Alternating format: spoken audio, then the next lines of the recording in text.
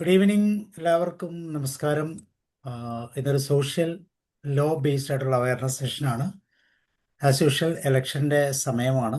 Election എന്താണെന്നൊക്കെ എല്ലാവർക്കും അറിയാമെങ്കിലും ഇലക്ഷനുമായി ബന്ധപ്പെടുന്ന നിയമം അതെങ്ങനെയാണ് കൃത്യമായി നമ്മളിലേക്ക് എത്തിക്കുന്നത്, അറിവുകൾ എത്തിക്കുന്നത് എന്നുള്ള ഒരു വിഷയമാണ് ഇന്ന് നമ്മൾ പറയുന്നത്. 1951 പ്രാതിനിധ്യ നിയമം ഇന്ത്യൻ തെരഞ്ഞെടുപ്പിൻ്റെ ഏറ്റവും പ്രധാനപ്പെട്ട ഒരു മുലക്കല്ലാണ് എന്ന് വേണം ചിന്തിക്കാൻ. അപ്പോൾ ആ നിയമവുമായി ബന്ധപ്പെട്ട് ചില കാര്യങ്ങൾ, ആ, പ്രത്യേകിച്ച് വളരെ ഫണ്ടമെൻ്റലായിട്ടുള്ള കുറേ കാര്യങ്ങൾ ഇന്ന് ഇളങ്കോ സാറിലൂടെ നമുക്ക് കേൾക്കാം. സാർ ഒരു സൈക്കോളജിസ്റ്റും അതിനോടൊപ്പം ഒരു അഡ്വക്കേറ്റുമാണ്. തീർച്ചയായിട്ടും ആ അഡ്വക്കേറ്റ് എന്ന നിലയിൽ ആ, സ്വല്പം നിയമത്തിൻ്റെ ഭാഷ നമുക്കൊന്ന് മനസ്സിലാക്കാം. സോ നിങ്ങളെല്ലാവരെയും സ്വാഗതം ചെയ്യുന്നു. അതോടൊപ്പം പ്രിയപ്പെട്ട ഇളങ്കോ സാറിനെയും. Elango sir, you are welcome. Thank you sir. Good evening everybody. ഇന്ന് ഞാൻ അഡ്വക്കേറ്റ് ഇളങ്കോയായിട്ട് വന്നിരിക്കുകയാണ്. ഒരു സോഷ്യൽ ലോ സീരീസിൽ സൊസൈറ്റിയിൽ അല്ലെങ്കിൽ നമുക്ക് ഉള്ള ഗുണം എന്താണ് കോൺസ്റ്റിറ്റ്യൂഷൻ തന്നിട്ടുള്ളത്, അതിൽ ഏതൊക്കെ എൻ്റെ ഡ്യൂട്ടീസ്, ഏതൊക്കെ എൻ്റെ റൈറ്റ്സ് എന്ന് ഓരോരോ സമയവും കോൺസ്റ്റിറ്റ്യൂഷൻ നമുക്ക് പറഞ്ഞു തരാറുണ്ട്. തരുന്നതിൽ ഒരു ഭാഗമാണ് ഈ ഇന്ത്യൻ ഭരണത്തിന് എനിക്ക് ചലിപ്പിക്കാൻ പറ്റും എന്ന് പറഞ്ഞു തരുന്നതാണ്. എനിക്ക് ചലിപ്പിക്കാന്ന് പറഞ്ഞാൽ എൻ്റെ വോട്ടാണ് തീരുമാനിക്കുന്നത് who is who will be my representative. എൻ്റെ റെപ്രസെൻറ്റേറ്റീവ് എൻ്റെ ചിന്തയിലോ അല്ലെങ്കിൽ എൻ്റെ സമാന്തര ചിന്തയിലോ ഉള്ള ഒരു മനുഷ്യനെയാണ് ഞാൻ തിരഞ്ഞെടുത്ത് അയക്കുന്നത്. ആ മനുഷ്യൻ എൻ്റെ കെയർ ഓഫിൽ അല്ലെങ്കിൽ എൻ്റെ ചിന്തയിൽ കൂടെ ഫർദർ തീരുമാനിക്കുന്നതും അല്ലെങ്കിൽ പ്രൈം മിനിസ്റ്ററിനോ ചീഫ് മിനിസ്റ്ററിനോ തീരുമാനിക്കുന്നു. അവരാണ് ഫർദർ എല്ലാ ജനങ്ങളെയും ഭരിക്കുന്നത്. അപ്പം ഞാൻ ആരെ ഭരിക്കാൻ പറഞ്ഞതോ അവരാണ് ടോട്ടൽ ആൾക്കാരെ ഭരിക്കുന്നത്. ഇങ്ങനെയാണ് നമ്മുടെ ഡെമോക്രറ്റിക് സെറ്റപ്പിൽ പറഞ്ഞു തരുന്നത്. Means India is a democratic country. ഡെമോക്രറ്റിയിൽ ഒരു സോഷ്യലിസ്റ്റ്, ഡെമോക്രാറ്റിക് എന്നൊക്കെ അല്ല, റിപ്പബ്ലിക് എന്ന് പറയുന്ന സമയത്ത് by the people, for the people, of the people. അപ്പൊ ബൈ ദ പീപ്പിളിൽ ഞാനാണ് സെലക്ട് ചെയ്ത് അയക്കുന്നത്. ആർക്ക് വേണ്ടി? ഫോർ ദ പീപ്പിൾ, എല്ലാവർക്കും വേണ്ടി. And of the people. അപ്പം നമ്മുടെ കൂടെ ഉള്ള ഒരാളിനെ സെലക്ട് ചെയ്ത്, എന്താ പറഞ്ഞാൽ 1000 പേരും വാക്കുകൾ നാളെ എന്ത് ചെയ്യണമെന്ന് നമ്മുടെ ടെലിവിഷൻ ചാനൽ ഒക്കെ ചോദിക്കുന്നത് പോലെ ഓരോരുത്തർക്കും ചോദിച്ചുകൊണ്ടിരുന്നാൽ ഡിഫറെൻറ്റ് ആൻസേഴ്സ് വരും. അപ്പം ഒരു റെപ്രസെൻറ്റേറ്റീവിനെ പിക്കപ്പ് ചെയ്യുക, ആ റെപ്രസെൻറ്റേറ്റീവിനെ കൊണ്ട് ഉത്തരം പറയുക. അവർ സെലക്ട് ചെയ്യുന്ന ആളായിരിക്കും പ്രസിഡന്റോ വൈസ് പ്രസിഡന്റോ. ഇങ്ങനെയാണ് സിസ്റ്റം വന്നിരിക്കുന്നത്. അപ്പോൾ ഈ സിസ്റ്റത്തിൽ ആര് എങ്ങനെ സെലക്ട് ചെയ്യും അറിയാൽ ഇളങ്കോയ്ക്ക് എന്തൊക്കെ പവറുണ്ട് സെലക്ട് ചെയ്യുന്ന സമയത്ത്. അങ്ങനെയാകുമ്പോൾ ഇപ്പം കേരളത്തിനകത്ത് നമ്മൾ LSG, ലോക്കൽ സെൽഫ് ഗവൺമെന്റിന്റെ ഇലക്ഷൻ നടക്കുകയാണ് 9-ാം തീയതിയും 11-ാം തീയതിയും. ഈ ഇലക്ഷൻ എങ്ങനെയാണ് വന്നത്?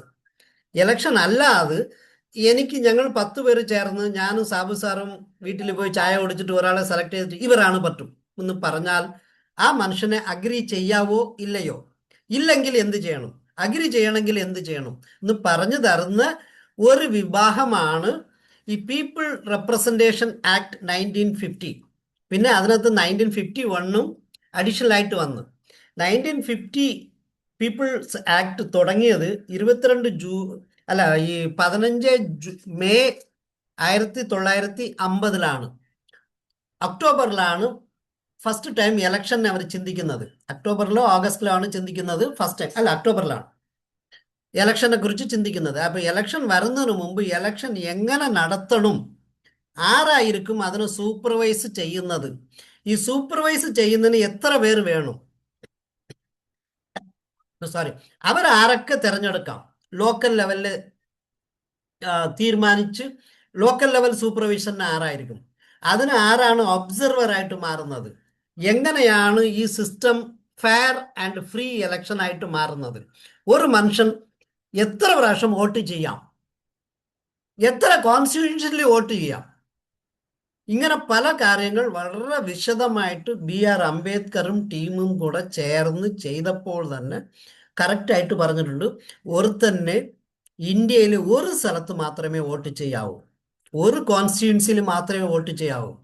ആ ഒരു കോൺസ്റ്റിറ്റ്യുവൻസി മാത്രമല്ല, ഒരു ബൂത്തിൽ ഒരിക്കലേ വോട്ട് ചെയ്യാവൂ. അവൻ രണ്ടാമത് വോട്ട് ചെയ്യാൻ പാടില്ല. ഇത് എന്തുകൊണ്ട് ഇങ്ങനെ ഓരോന്നിനും ഡിഫൈൻ ചെയ്ത് ഇതിനെ എല്ലാവരും മനസ്സിൽ കയറ്റി വെച്ച് ഒരുത്തൻ ഒരിക്കൽ മാത്രമേ വോട്ട് ചെയ്യാവൂ. അവൻ രണ്ടാമത് സെയിം ഡേ വേറൊരു ബൂത്തിൽ, ഇപ്പൊ ഇളങ്കോ ട്രിവാൻഡ്രത്തിൽ ഇരിക്കുകയാണ്, ട്രിവാൻഡ്രത്ത് ഒരു വോട്ട് ചെയ്ത് കളിയക്കാവിളയിൽ അല്ലെങ്കിൽ നാഗർകോവിലിൽ ചെന്ന് വേറൊരു വ്യക്തിക്ക് വേണ്ടി ചെയ്താൽ എന്താ തെറ്റാകും? രണ്ടല്ലേ എന്ന് ചോദിക്കുമ്പോൾ ഒരു പൗരന് ഒരു വോട്ട് മാത്രമേ അവകാശമുള്ളൂ എന്ന് തീരുമാനിച്ച് തന്നതാണ് ഈ the representation of people act 1950 ആക്ടിനെ ഞാൻ ഒരു ചെറിയ തോതിൽ ഇന്ന് ഒരു ബ്രീഫ് മാത്രമാണ് ഉദ്ദേശിച്ചത്. ഞാൻ ആ ബ്രീഫ് ഒന്ന് ഷെയർ ചെയ്യാം, ഒന്ന് നോക്കുക. കാണാൻ പറ്റുന്നുണ്ടോ സാർ? കാണാം. Yes. Okay. The representation of people act 1951 ആണ് അടുത്തത്. 50നും 51നുമുള്ള വ്യത്യാസം എന്താന്ന് പറഞ്ഞാൽ, 50 എന്താണ് നമ്മുടെ പ്രിവിലേജ്, എങ്ങനെയാണ് പോകുന്നത്, എങ്ങനെയാണ് ഒരാളെ സെലക്ട് ചെയ്യുന്നത് എന്നൊക്കെ പറഞ്ഞു തരുന്നതാണ്. 51ലോട്ട് വരുമ്പോൾ 1951 ആക്ട് പറഞ്ഞു തരുന്നത് അതിനെ കോഡ് ഓഫ് കോണ്ടക്ട്, ആരൊക്കെ ഡിസ്ക്വാളിഫൈ ആകും, ആരൊക്കെ ക്വാളിഫൈ ആകും, എങ്ങനെയൊക്കെ സെലക്ട് ചെയ്യാം, ആ തിരഞ്ഞെടുക്കുന്ന രീതി എങ്ങനെ, അത് അയാൾ ഫെയർ ആൻഡ് ഫ്രീ ആയിട്ട് ആയതാണോ അല്ലയോ എന്ന് തീരുമാനിക്കുന്നതാണ് ഈ 1951ലോട്ട് വരുന്നത്. അപ്പോൾ 51 കുറച്ചുകൂടെ തെളിഞ്ഞ രീതിയിൽ ഉള്ളതുകൊണ്ട് ഞാൻ 51നെ പിക്കപ്പ് ചെയ്തു. ഓക്കെ.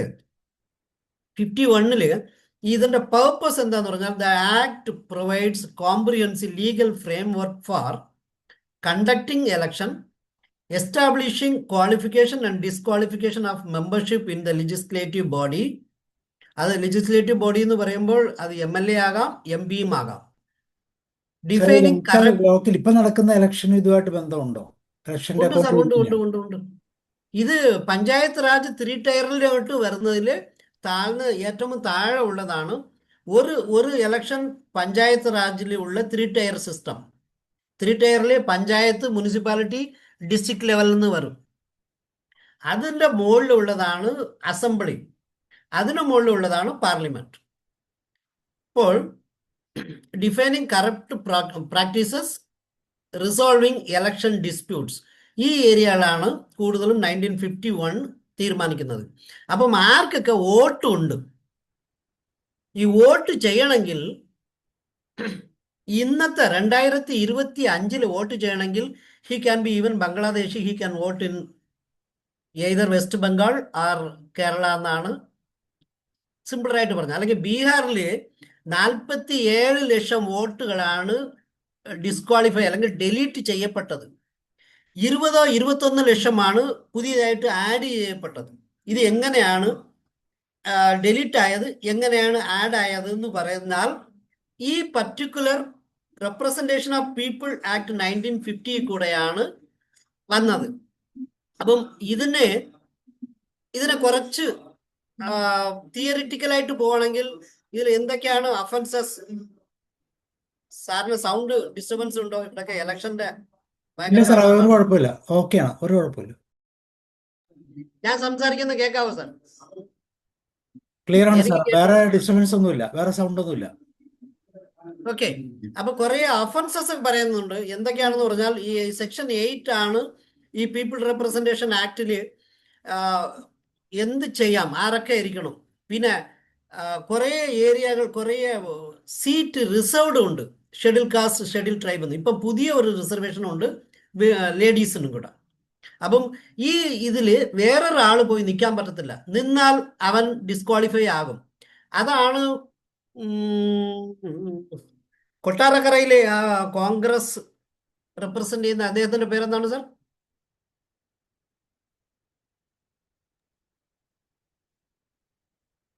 ആക്ച്വലി അദ്ദേഹം ഇപ്പം ക്രിസ്ത്യാനിറ്റിയാണ് റൺ ചെയ്തുകൊണ്ടിരിക്കുന്നത്.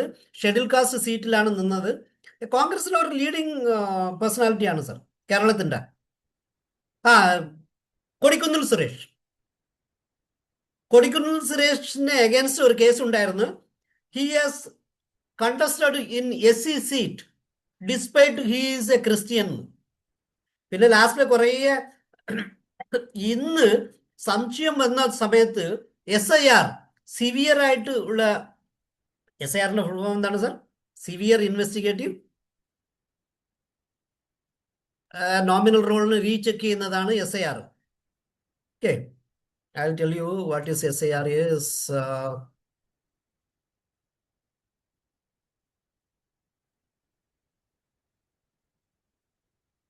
Special intensive revision. Special intensive revision ആണ് SIR.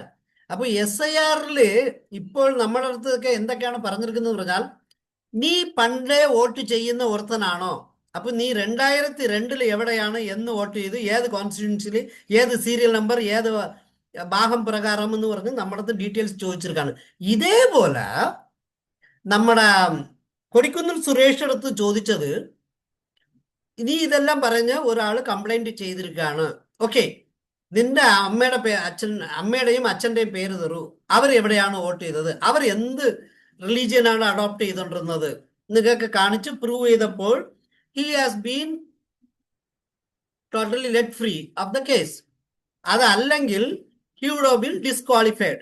ഇത് പറഞ്ഞു തരുന്ന കാര്യമാണ് ഈ പീപ്പിൾ റെപ്രസെന്റേഷൻ ആക്ട്. അപ്പൊ ഇങ്ങനെ കുറേ കാര്യങ്ങൾ പറഞ്ഞു പോകുന്നുണ്ട്. 8(4) ഞാൻ അതൊന്നും പോകുന്നില്ല. പൊളിറ്റിക്കൽ പാർട്ടികളൊക്കെ രജിസ്റ്റർ ചെയ്യണമെങ്കിൽ ആരൊക്കെ രജിസ്റ്റർ ചെയ്യാം, എത്ര പേര് ചേർന്നാൽ ചെയ്യാം, അവർക്കൊക്കെ എന്തൊക്കെ പ്രിവിലേജസ് ഉണ്ട്, അവർ ഇലക്ഷൻ കമ്മീഷനെ അപ്രോച്ച് ചെയ്യുമ്പോൾ അവർക്ക് എന്തൊക്കെ ഇമ്മ്യൂണിറ്റി ഉണ്ട്, ഇങ്ങനെ കുറേ കാര്യങ്ങൾ അതിനകത്ത് അവർ പറഞ്ഞു തരുന്നത്. നാഷണൽ പാർട്ടി, സ്റ്റേറ്റ് പാർട്ടി, ഒരു പാർട്ടി നാഷണൽ പാർട്ടിയായിട്ട് ഡിക്ലെയർ ചെയ്യണമെങ്കിൽ he must secure at least 6% of the valid votes in the assembly election. അത് 4 കൂടിയ സ്റ്റേറ്റുകളിലോ കിട്ടിയിരിക്കണം. അപ്പോൾ മാത്രമേ he can be declared as a national party. Or 2% of Lok Sabha seats from at least 3 states. ഇതാണ് recent CPM-ന് നഷ്ടപ്പെട്ടതും. പിന്നെ കുറച്ച് ഇളവ് കൊടുത്ത് താൽക്കാലികമായിട്ട് ഉണ്ടെങ്കിലും പിന്നെ അവർ വരും, കുറെ കാലമായിട്ട് അവർ നാഷണൽ പാർട്ടിയായി ഇരുന്നതല്ലേ എന്ന് പറഞ്ഞ് ഇളവ് കൊടുത്ത് ക്ലിയർ ചെയ്തതും.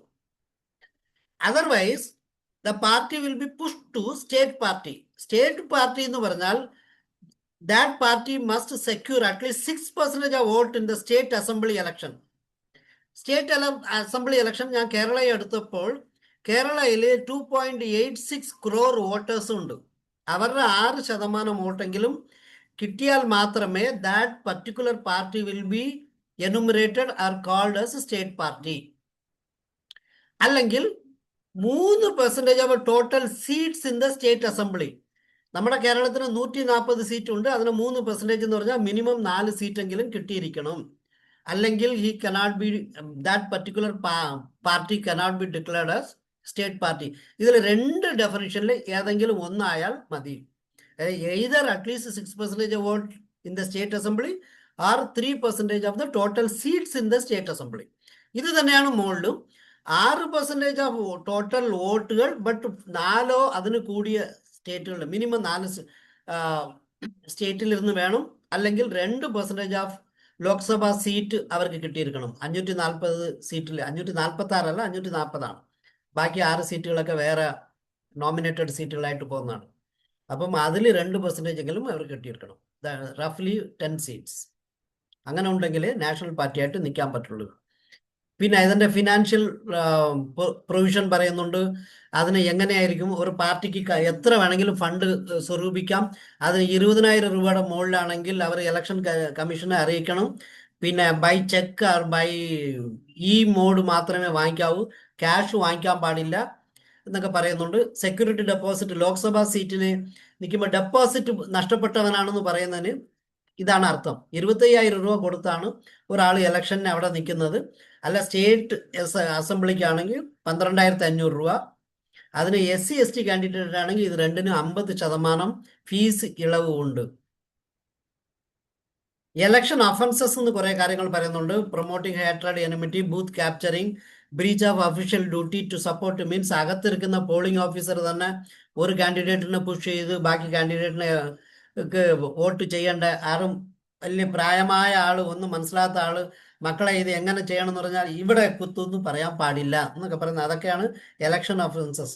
പിന്നെ പബ്ലിക് മീറ്റിംഗ് 48 മണിക്കൂറിന് മുമ്പ് നിർത്തണം. അതാണ് കലാശക്കൊട്ട് നമ്മൾ 48 മണിക്കൂറിന് പബ്ലിക് മീറ്റിംഗ് നിർത്തണം. പിന്നെ ഓരോരോ വീടാന്തരമാണ് പോകുന്നത് ഒറ്റയ്ക്ക്.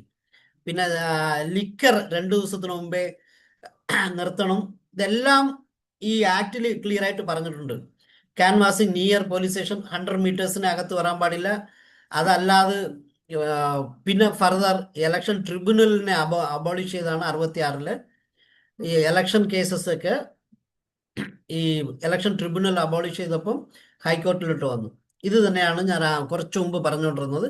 Section 9 of CPC civil procedure കോഡിൽ പറയുന്നത് ട്രിബ്യൂണൽ ഉണ്ടെങ്കിൽ നോർമൽ കോടതികളിൽ പോകാൻ പറ്റത്തില്ല. ട്രിബ്യൂണലിനെ അബോളിഷ് ചെയ്തത് കൊണ്ടാണ് ഇത് നോർമൽ ഹൈക്കോർട്ടിലോട്ട് വന്നത്. പിന്നെ പ്രസിഡന്റും വൈസ് പ്രസിഡന്റിനും ഡിസ്പ്യൂട്ട്സ് ഉണ്ടെങ്കിൽ സുപ്രീം കോർട്ട് മാത്രമേ നോക്കുള്ളൂ, ഹൈക്കോർട്ട് നോക്കാൻ പാടില്ല. റെപ്രസെന്റേഷൻ ഓഫ് പീപ്പിൾ ആക്ട് അമെൻമെന്റ് ഇങ്ങനെ കുറെ അമെൻമെന്റുകൾ വന്നുകൊണ്ടിരിക്കുകയാണ്. 1982-ല് countermanding of polling due to booth capturing വന്നാൽ എന്ത് ചെയ്യണം. പിന്നെ ഇലക്ട്രോണിക് വോട്ടിംഗ് മെഷീൻ 2002-ലാണ് വന്നത്. അപ്പോഴാണ് സെക്ഷൻ 33-ന് 33A right to information to voters വെച്ചത്.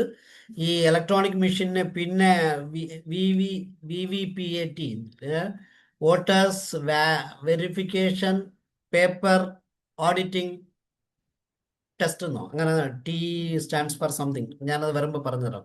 VVPAT ആഡ് ചെയ്ത് പോകുന്നത് ഞാൻ കുറേ ഇടയ്ക്കിടയ്ക്ക്. പിന്നെ NRI cannot contest the election. NRI can vote in the election, പക്ഷെ ഫിസിക്കലി വരണം, പ്രോക്സി വോട്ട് ചെയ്യാൻ പാടില്ല. The allowed person in police custody or jail to file nomination if their names are in the electoral roll. Electoral റോളിൽ ഉള്ള ഒരുത്തൻ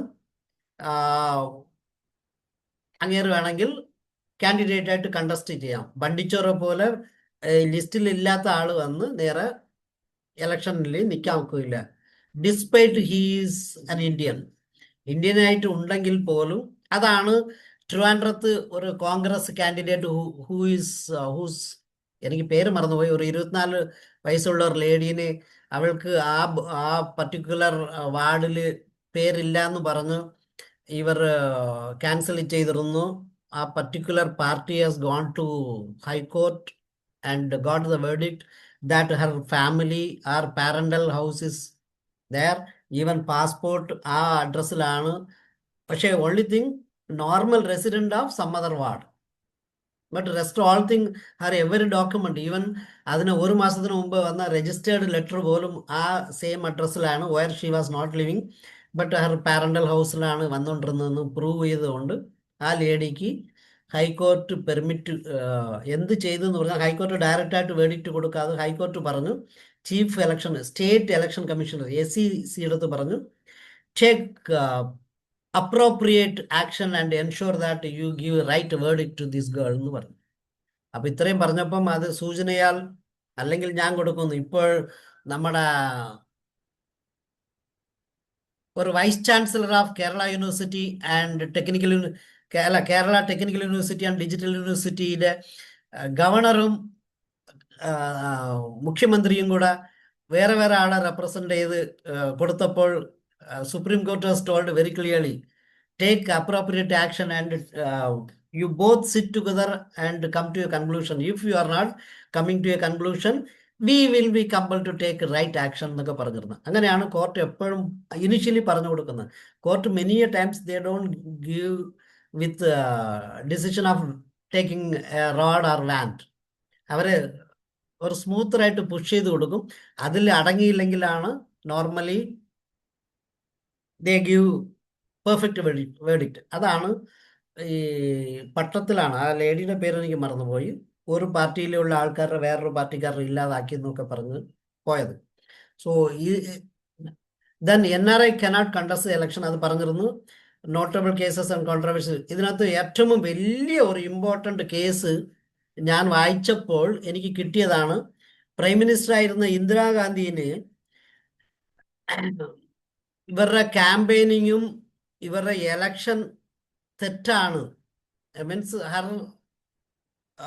getting succeeded in the election തെറ്റ് എന്ന് രാജ്നാരായണന് against ആണ്. ഇന്ദിരാഗാന്ധി വേഴ്സസ് രാജ്നാരായണന് അലഹബാദ് ഹൈക്കോർട്ടിൽ വേർഡിക്റ്റ് ഉണ്ടായിരുന്നു. ആ വേർഡിക്റ്റിന് ഒരു ദിവസം പെർമിഷൻ ചോദിച്ചിട്ട് ഇമ്മീഡിയറ്റ്ലി അന്ന് രാത്രി വന്ന് ഇവർ എന്ത് ചെയ്തു എന്ന് പറഞ്ഞാൽ, അന്ന് മിനിസ്റ്ററി ലെവലിൽ immediately immunity for prime minister, president and vice president and speaker എന്ന് ഈ 4 പേരുടെ പേരും കൂടെ ആഡ് ചെയ്ത് പുതിയ ഒരു ഓർഡിനൻസ് ഇറക്കി. ഓർഡിനൻസിന് പ്രസിഡന്റിനെ കൊണ്ട് ഒപ്പിടിപ്പിച്ചിട്ട് ദെൻ ഓട്ടോമാറ്റിക്കലി ഇവരുടെ means disqualification is not valid എന്ന് ഉണ്ടാക്കിയിട്ട് പിറ്റേ ദിവസം 3-ാമത്തെ ദിവസം ഷീ ഡിക്ലെയർഡ് എമർജൻസി ഇൻ 1975. ആ കേസാണ് ഈ റെപ്രസെൻറ്റേഷൻ ഓഫ് പീപ്പിൾ ആക്ട് 1950 ഒരു ഫേമസ് കേസായിട്ട് ഞാൻ കണ്ടതുള്ളൂ. Allahabad high court found prime minister Indira Gandhi guilty of misusing government machinery for her election campaign, ഇൻവാലിഡേറ്റിംഗ് Har election and banning Har from contesting four 6 years.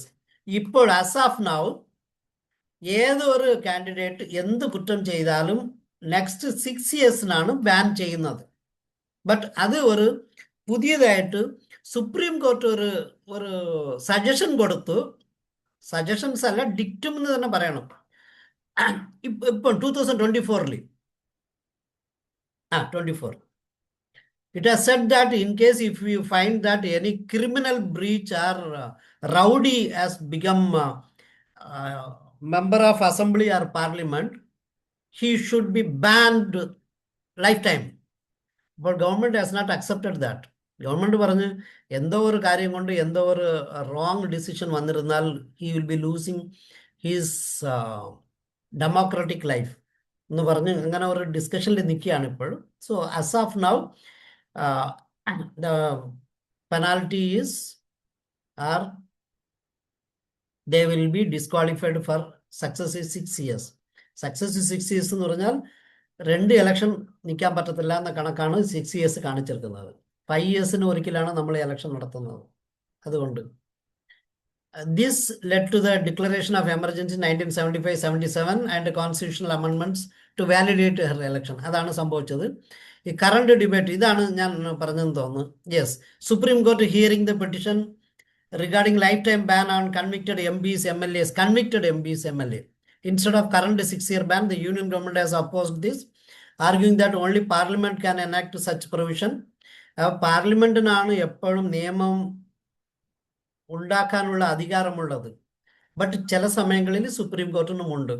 അതാണ് നമ്മുടെ Tamil Nadu governor versus Tamil Nadu, mister Ravi versus Tamil Nadu governor mister Ravi versus state of Tamil Nadu ഒരു case കൊടുത്തത്. 10 ബില്ലിന് ഇദ്ദേഹം എന്നും ആ ബെഡിന്റെ സൈഡിൽ തന്നെ വെച്ചിരുന്ന് തൊട്ടുപോലും നോക്കിയില്ല.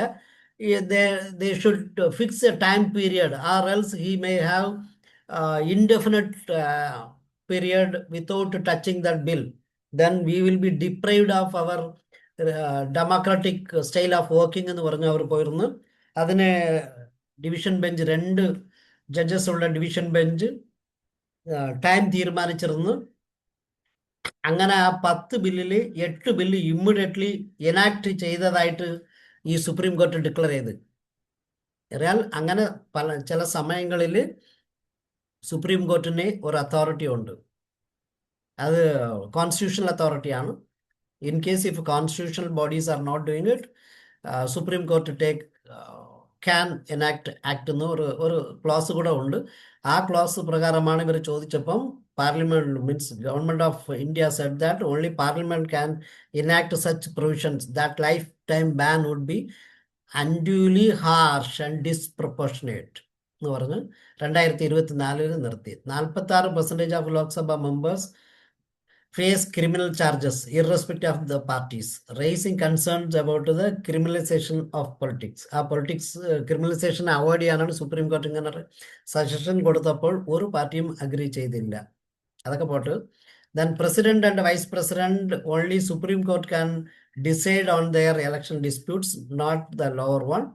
Lok Sabha speaker can be disqualified for unconstitutional acts, wrongly certifying a bill as a money bill വരുന്നതാണെങ്കിൽ അദ്ദേഹത്തിന് പാർലമെന്റാണ് തീരുമാനിക്കുന്നത്. MB MLAസിനെ ഡിസ്ക്വാളിഫൈ ചെയ്യണമെങ്കിൽ അവർ immediately it's possible in case if they are convicted on a special offenses. ഇതാണ് people representation ആക്ടിന് short right 1951 ആ കോഡുകളെ കുറിച്ച് ഞാൻ സംസാരിച്ചത്. Then who is election commissioner, state election commissioner, electoral officer, duties and powers എന്ന ഒരു രീതി ആർട്ടിക്കിൾ 324 ഇലക്ഷൻ കമ്മീഷണർ ഒരാളായിരുന്നത്. കോൺഗ്രസിന്റെ നോമിനിയായി TN Session ഇലക്ഷൻ കമ്മീഷണറായി. Then he was not adhering any direction given by Congress. അങ്ങനെ വന്നപ്പോഴാണ് അദ്ദേഹത്തിന്റെ വിങ്സിന് കട്ടയിൽ ചെയ്യാൻ വേണ്ടി അഡീഷണൽ ആയിട്ട് 2 ഇലക്ഷൻ കമ്മീഷണേഴ്സ് വെച്ചിരുന്നു. 2 ഇലക്ഷൻ കമ്മീഷണർ വെച്ചാലും ചീഫ് ഇലക്ഷൻ കമ്മീഷണറിന് പ്രത്യേക അധികാരമുണ്ടോ ഇല്ലയോ എന്ന് അന്ന് ഒരു വലിയ ചോദ്യങ്ങളുണ്ടായിരുന്നു. All the 3 are having equal power. So first among the equals എന്ന് പറഞ്ഞ് കൊണ്ടുവന്നിരുന്നു. But nowadays chief election commissioner is having everything similar except he finally signs or he declares it. അത്രയേ ഉള്ളൂ. അപ്പോൾ അവർക്ക് 6 years പീരിയഡ് ആണ്. The term is 6 years or until the age of 65, whichever is earlier. Removal can be only by impeachment of parliament. That too requiring 2/3 majority in both the houses.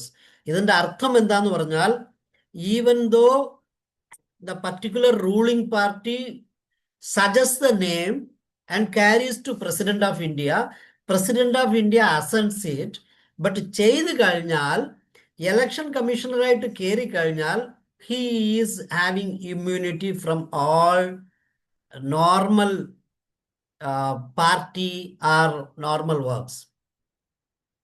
He is directly under President of India.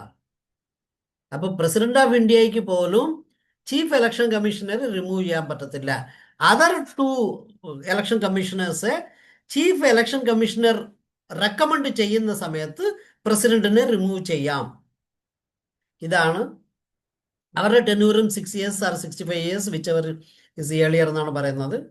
The power of election commissioner, they have administrative power, then advisory power, then quasi judicial power. Okay, superintendence and control power എന്ന് പറഞ്ഞ് കുറേ powers ഇവർക്കുണ്ട്. ഇതിനകത്ത് ആദ്യം administrative powers എന്ന് പറയുന്നത് വളരെ സിമ്പിളറാണ്. ഇവരുടെ territorial delimitation, ജനസംഖ്യ കൂടുന്നതനുസരിച്ച് ഒരു 10-20 വർഷങ്ങൾക്ക് മുമ്പിരുന്ന സെയിം ഏരിയ അല്ല, periodically they can make delimitation. Delimitation എന്ന് പറഞ്ഞാൽ ബൗണ്ടറീസ് മാറ്റി ജനസംഖ്യയെ അനുസരിച്ച് ഇവർക്ക് കോൺസ്റ്റിറ്റ്യുവൻസീസ് ഡിക്ലെയർ ചെയ്യാൻ പറ്റും. ഈവൻ ലാസ്റ്റ് 2024 കേരളത്തിനകത്ത് ഈ ലോക്കൽ സെൽഫ് ഗവൺമെന്റിന്റെ ഡീലിമിറ്റേഷൻ നടന്നത് എല്ലാവർക്കും ഓർമ്മ ഉണ്ടെന്ന് തോന്നുന്നു. ദെൻ പൊളിറ്റിക്കൽ പാർട്ടിയെ രജിസ്റ്റർ ചെയ്യുന്നതും ഡീ രജിസ്റ്റർ ചെയ്യുന്നതും, ഡീ രജിസ്റ്ററും രജിസ്റ്ററും എന്ന് പറയുന്നതിന് നിങ്ങൾക്ക് വേണമെങ്കിൽ MNS എന്ന് പറഞ്ഞാൽ മഹാരാഷ്ട്ര, എന്താണ് സാർ ആ പാർട്ടിയുടെ? ബാൽ താക്കറെയുടെ പാർട്ടി 2ആയിട്ട് പിളർന്നു പോയി. ഒന്ന് ഉദ്ധവ് താക്കറെയും വേറൊന്ന് ഇങ്ങനെ മോഹനും അല്ലേ സാർ? അങ്ങനെ 2 പേര് ഇലക്ഷനിൽ കണ്ടസ്റ്റ് ചെയ്ത് പിന്നെ ഇവരുടെ സിമ്പിളിനെ നിർത്തിവെച്ച്, അല്ലെങ്കിൽ ഞാൻ ഡീ രജിസ്റ്റർ ചെയ്യുമെന്ന് പറഞ്ഞു. അപ്പോൾ ഒരു പാർട്ടി പുതിയ പാർട്ടിയായിട്ട് രജിസ്റ്റർ ചെയ്ത് വേറൊരു പാർട്ടി കുറേ ഫ്രോസൺ ആയിട്ട് നിന്ന്, അങ്ങനെയാണ് പല സമയങ്ങളിൽ പണ്ട് കോൺഗ്രസ്, ഇന്ത്യൻ നാഷണൽ കോൺഗ്രസിന് ഒരു കൗവും കാഫുമായിരുന്നു. അതിനു മുമ്പ് ഒരു പശു മാത്രമായിരുന്നു അല്ലേ സാർ? Do you remember?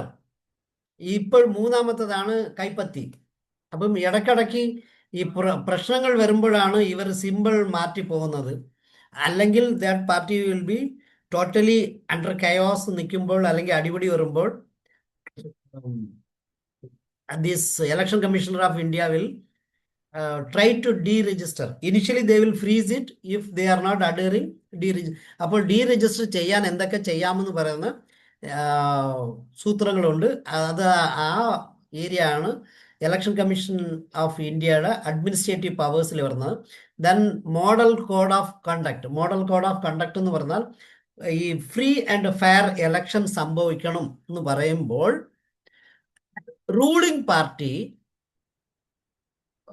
ഈ ഇലക്ഷൻ ഡിക്ലെയർ ചെയ്താലും അവർക്ക് ചില ജനങ്ങൾക്ക് ഫലപ്രദം ആകുന്ന നന്മ ചെയ്യുന്ന കുറേ പ്രോജക്റ്റുകൾ അല്ലെങ്കിൽ കുറേ ഡിക്ലറേഷൻ കൊണ്ടുവരാൻ പറ്റും. ആ ഡിക്ലറേഷൻ മോഡൽ മീൻസ് ഈ ഇവർ ഇലക്ഷൻ ഡിക്ലെയർ ചെയ്ത് കഴിഞ്ഞാൽ ഇത്രാം തീയതി തൊട്ട് ഇലക്ഷൻ നടക്കുന്നു, 1 മാസത്തിന് മുമ്പോ 2 മാസത്തിന് മുമ്പോ ഡിക്ലെയർ ചെയ്ത് കഴിഞ്ഞാൽ then we normally say that model code of conduct has come into force അല്ലെങ്കിൽ എഫക്റ്റ് ആയി എന്ന് പറയും. അപ്പം enforce and implement the model code of conduct during election campaign. അത് എന്തുകൊണ്ടെന്ന് പറഞ്ഞാൽ free and fair election. Free and fair എന്ന് പറഞ്ഞാൽ ഈവൻ ഒരു സ്വതന്ത്ര കാൻഡിഡേറ്റ് അവൻ്റെ കയ്യിൽ ഒരു പൈസയും ഇല്ല, he can also compete, he can also contest, he can also talk to all the public.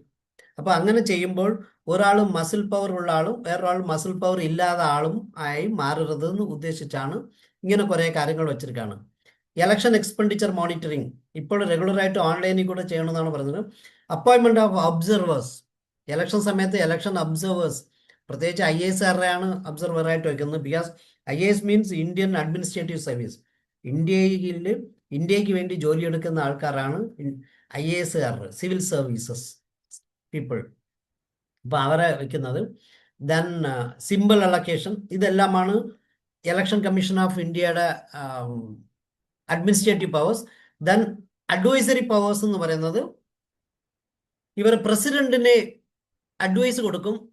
ഒരു മെമ്പർ ഓഫ് പാർലമെന്റ് ഒരു പ്രശ്നം കാണിച്ചു, അവരെ ഡിസ്ക്വാളിഫൈ ചെയ്യണോ വേണ്ടയോ എന്ന് പറഞ്ഞ് ചെയ്യണമെന്ന് പറഞ്ഞ് വേറൊരാൾ പെറ്റീഷൻ കൊടുത്താൽ അതിൻ്റെ ആക്ച്വലി പ്രസിഡന്റാണ് ചെയ്യുവാണെങ്കിലും പ്രസിഡന്റിന് അഡ്വൈസ് കൊടുക്കുന്നത് ഇലക്ഷൻ കമ്മീഷൻ ഓഫ് ഇന്ത്യ ആണ്.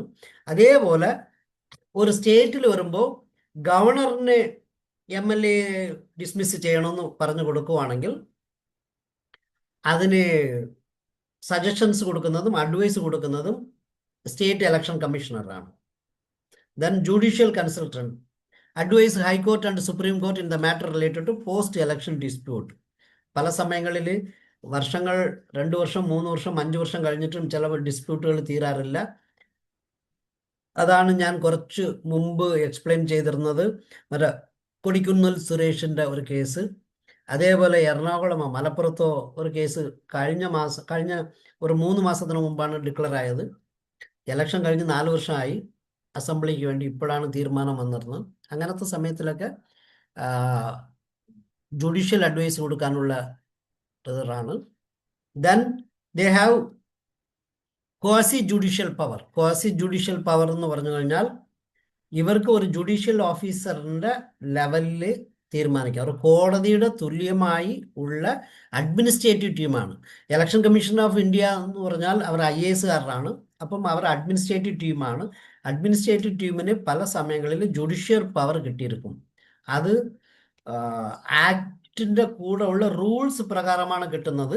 ബട്ട് ഈ ഇലക്ഷൻ കമ്മീഷണർ എന്ന് പറയുന്ന കോൺസ്റ്റിറ്റ്യൂഷണൽ പവർ ഉള്ളത് കൊണ്ട് ഇവർക്ക് ഈ ആക്ട് പ്രകാരം തന്നെ കിട്ടിയിട്ടുള്ളതാണ്. ഇതാണ് രണ്ടിനുള്ള വ്യത്യാസം. നോർമലി ഒരു SDM അല്ലെങ്കിൽ district magistrate, sub divisional magistrate ഇവരൊക്കെ ക്വാസി ജുഡീഷ്യൽ പവർ ഉള്ള ആൾക്കാരാണ്. ഡിസ്ട്രിക്ട് മാജിസ്ട്രേറ്റ് എന്ന് പറയുമ്പോൾ അവർ ഒരു കോടതി പോലെ തുല്യമായി ലാൻഡ് റവന്യൂയുടെ പ്രോബ്ലം ഒക്കെ വരുമ്പോൾ അവർ കോടതി പോലെ കണ്ടക്ട് ചെയ്താണ് ചെയ്യുന്നത്. So in that condition they have full judicial power. അപ്പം അങ്ങനെ ഫുൾ ജുഡീഷ്യൽ പവർ ഇല്ലാതെ കുറേ ജുഡീഷ്യൽ പവർ ഉള്ള ടീമുകളെയാണ് ക്വാസി ജുഡീഷ്യൽ പവേഴ്സ് ഉള്ളതെന്ന് പറയുന്നത്. അവർ ഡിസ്പ്യൂട്ട് റെസൊല്യൂഷൻ ചെയ്യുന്ന സമയത്ത് പൊളിറ്റിക്കൽ പാർട്ടീസിനും കാൻഡിഡേറ്റ്സിനും ഉള്ള ഈ റെക്കഗ്നൈസേഷൻ ഡീറെക്കഗ്നൈസേഷൻ സമയത്തൊക്കെ ഇവർക്ക് ആ പവർ ഉണ്ട്. അപ്പം ആ പവർ ക്വാസി ജുഡീഷ്യൽ പവർ ഉണ്ടെങ്കിൽ ഇവരുടെ decision cannot be challenged in sessions or district court. It can be challenged only in high court or supreme court. അതാണ് സെക്കൻഡ് അടുത്ത അർത്ഥം. ദെൻ സിമ്പിൾ ഡിസ്പ്യൂട്ടിൽ ഇലക്ട്രൽ ഡിസ്പ്യൂട്ടുകളൊക്കെ വരുമ്പോൾ ഇവർക്ക് ജുഡീഷ്യൽ പവർ കിട്ടുന്നുണ്ടെന്നാണ് പറയുന്നത്. Then superintendence and control. Article 324 പറയുന്നത് ഇവർക്ക് എല്ലാ കൺട്രോളും ഉണ്ട്. ഇലക്ഷൻ സമയത്ത് ഇലക്ഷൻ ഡിക്ലെയർ ആയി കഴിഞ്ഞാൽ സ്റ്റേറ്റിന്റെ ചീഫ് മിനിസ്റ്ററും കൗൺസിൽ ഓഫ് മിനിസ്റ്റേഴ്സും സെൻട്രലിലെ പ്രൈം മിനിസ്റ്ററും കൗൺസിൽ ഓഫ് മിനിസ്റ്റേഴ്സിനും ഒരു അധികാരവുമില്ല എന്ന് വേണമെങ്കിൽ പറയാം. അവർ റോട്ടിൽ കൂടെ പോകുമ്പോൾ he will be also either he is a candidate or he is a supportive boy to the candidate. ആ ലെവലിൽ മാത്രമേ എടുക്കാൻ പറ്റത്തുള്ളൂ. അവിടെ എന്ത് പ്രശ്നം സൊസൈറ്റിയിൽ സംഭവിച്ചാലും ഈവൻ കേരള ഗവൺമെന്റ് കഴിഞ്ഞ ഒരു 4 days ബാക്ക് എന്തോ ഒരു തീരുമാനമെടുക്കാൻ പറഞ്ഞതിനെ they said that model code of conduct is in force, therefore we may not able to take decision. Appo minister was given clearance by the court to take clearance from election commissioner of state election commissioner, and in turn election commissioner of India has cleared it. They conducted a meeting. എനിക്ക് തോന്നുന്നു മറ്റേ ശബരിമല കേസിൽ high court has dictated minister why such prerequisite preparations were not done. അങ്ങനെ ചെയ്യുമ്പോൾ അല്ല ഒരു team മാറുന്നതുകൊണ്ട് ചെയ്തില്ല എന്ന് ഇപ്പോഴത്തെ president mister Jayakumar has declared. അങ്ങനെ ഉണ്ടെങ്കിൽ ഇമ്മീഡിയറ്റ്ലി ഹൈക്കോർട്ട് പറഞ്ഞു മിനിസ്റ്റർ ലെവലിൽ മീറ്റിംഗ് കണ്ടക്ട് ചെയ്യണമെന്ന്. അപ്പം മിനിസ്ട്രിയിലിരുന്ന് വിളിച്ചു തിരിച്ച് റിപ്ലൈ കൊടുത്ത് now model code of conduct is there, therefore we will not able to conduct the meeting എന്ന് പറഞ്ഞു. അപ്പം high court has asked ministry to approach election commissioner and election commissioner has in turn cleared it. അതുകൊണ്ട് പമ്പയിൽ അവർ ഒരു meeting വെച്ചിരുന്നു, കുറേ process clear ചെയ്തിരുന്നു. Okay, ഇതാണ് ഈ സൂപ്രണ്ടന്റ് കൺട്രോൾ വരുമ്പോൾ. Then decide date of filing nomination, voting, counting, announcement of results, issue of electro photo identity card, ഈ പിക്കുന്നത് നമ്മൾ പറയുന്നത്, prohibit publication of opinion poll. ഇതിനകത്ത് ഈ issue of electoral photo identity card മാത്രമാണ് they give prima facie importance. Even Aadhaar കാർഡിന് പോലും SIRലെ ആധാർ കാർഡ് പോലും വാലിഡ് അല്ല എന്നാണ് അവർ ഡിക്ലെയർ ചെയ്തത്. ലാസ്റ്റിൽ സുപ്രീം കോർട്ട് പിന്നെയും റിക്വസ്റ്റ് ചെയ്തപ്പം Aadhaar card can be considered as a secondary evidence, not a primary evidence എന്ന് പറഞ്ഞു. ഇലക്ട്രൽ ഫോട്ടോ ഐഡന്റിറ്റി കാർഡാണ് primary evidence. Then same thing state election കമ്മീഷനിലോട്ട് വരും. സ്റ്റേറ്റ് മീൻസ് ഇവിടെ ആർട്ടിക്കിൾ 324 പ്രകാരം ഇവർക്ക് കൺട്രോൾ കിട്ടുവാണെങ്കിൽ സ്റ്റേറ്റ് ഇലക്ഷൻ കമ്മീഷണറിന് കിട്ടുന്നത് article 243K for panchayat, 243ZA for municipalities, and through the 73rd 74 constitutional അമെൻമെന്റ് ആണ് കിട്ടിയതെന്ന് പറയുന്നത്. അപ്പോയിൻമെന്റ് ആൻഡ് ടെന്യൂർ, അപ്പോയിൻമെന്റ് 5 വർഷമാണ്, 65 വയസ്സ് വരെ ഉണ്ട്. മറ്റേ ECI means election commissioner of ഇന്ത്യക്ക് 6 വർഷമോ 65 വയസ്സ് വരെയോ പറഞ്ഞിരുന്നു. ഇവിടെ 5 വർഷമോ 65 വയസ്സ് വരെയാണുള്ളത്. Then must be an independent person not holding any office in central or state government.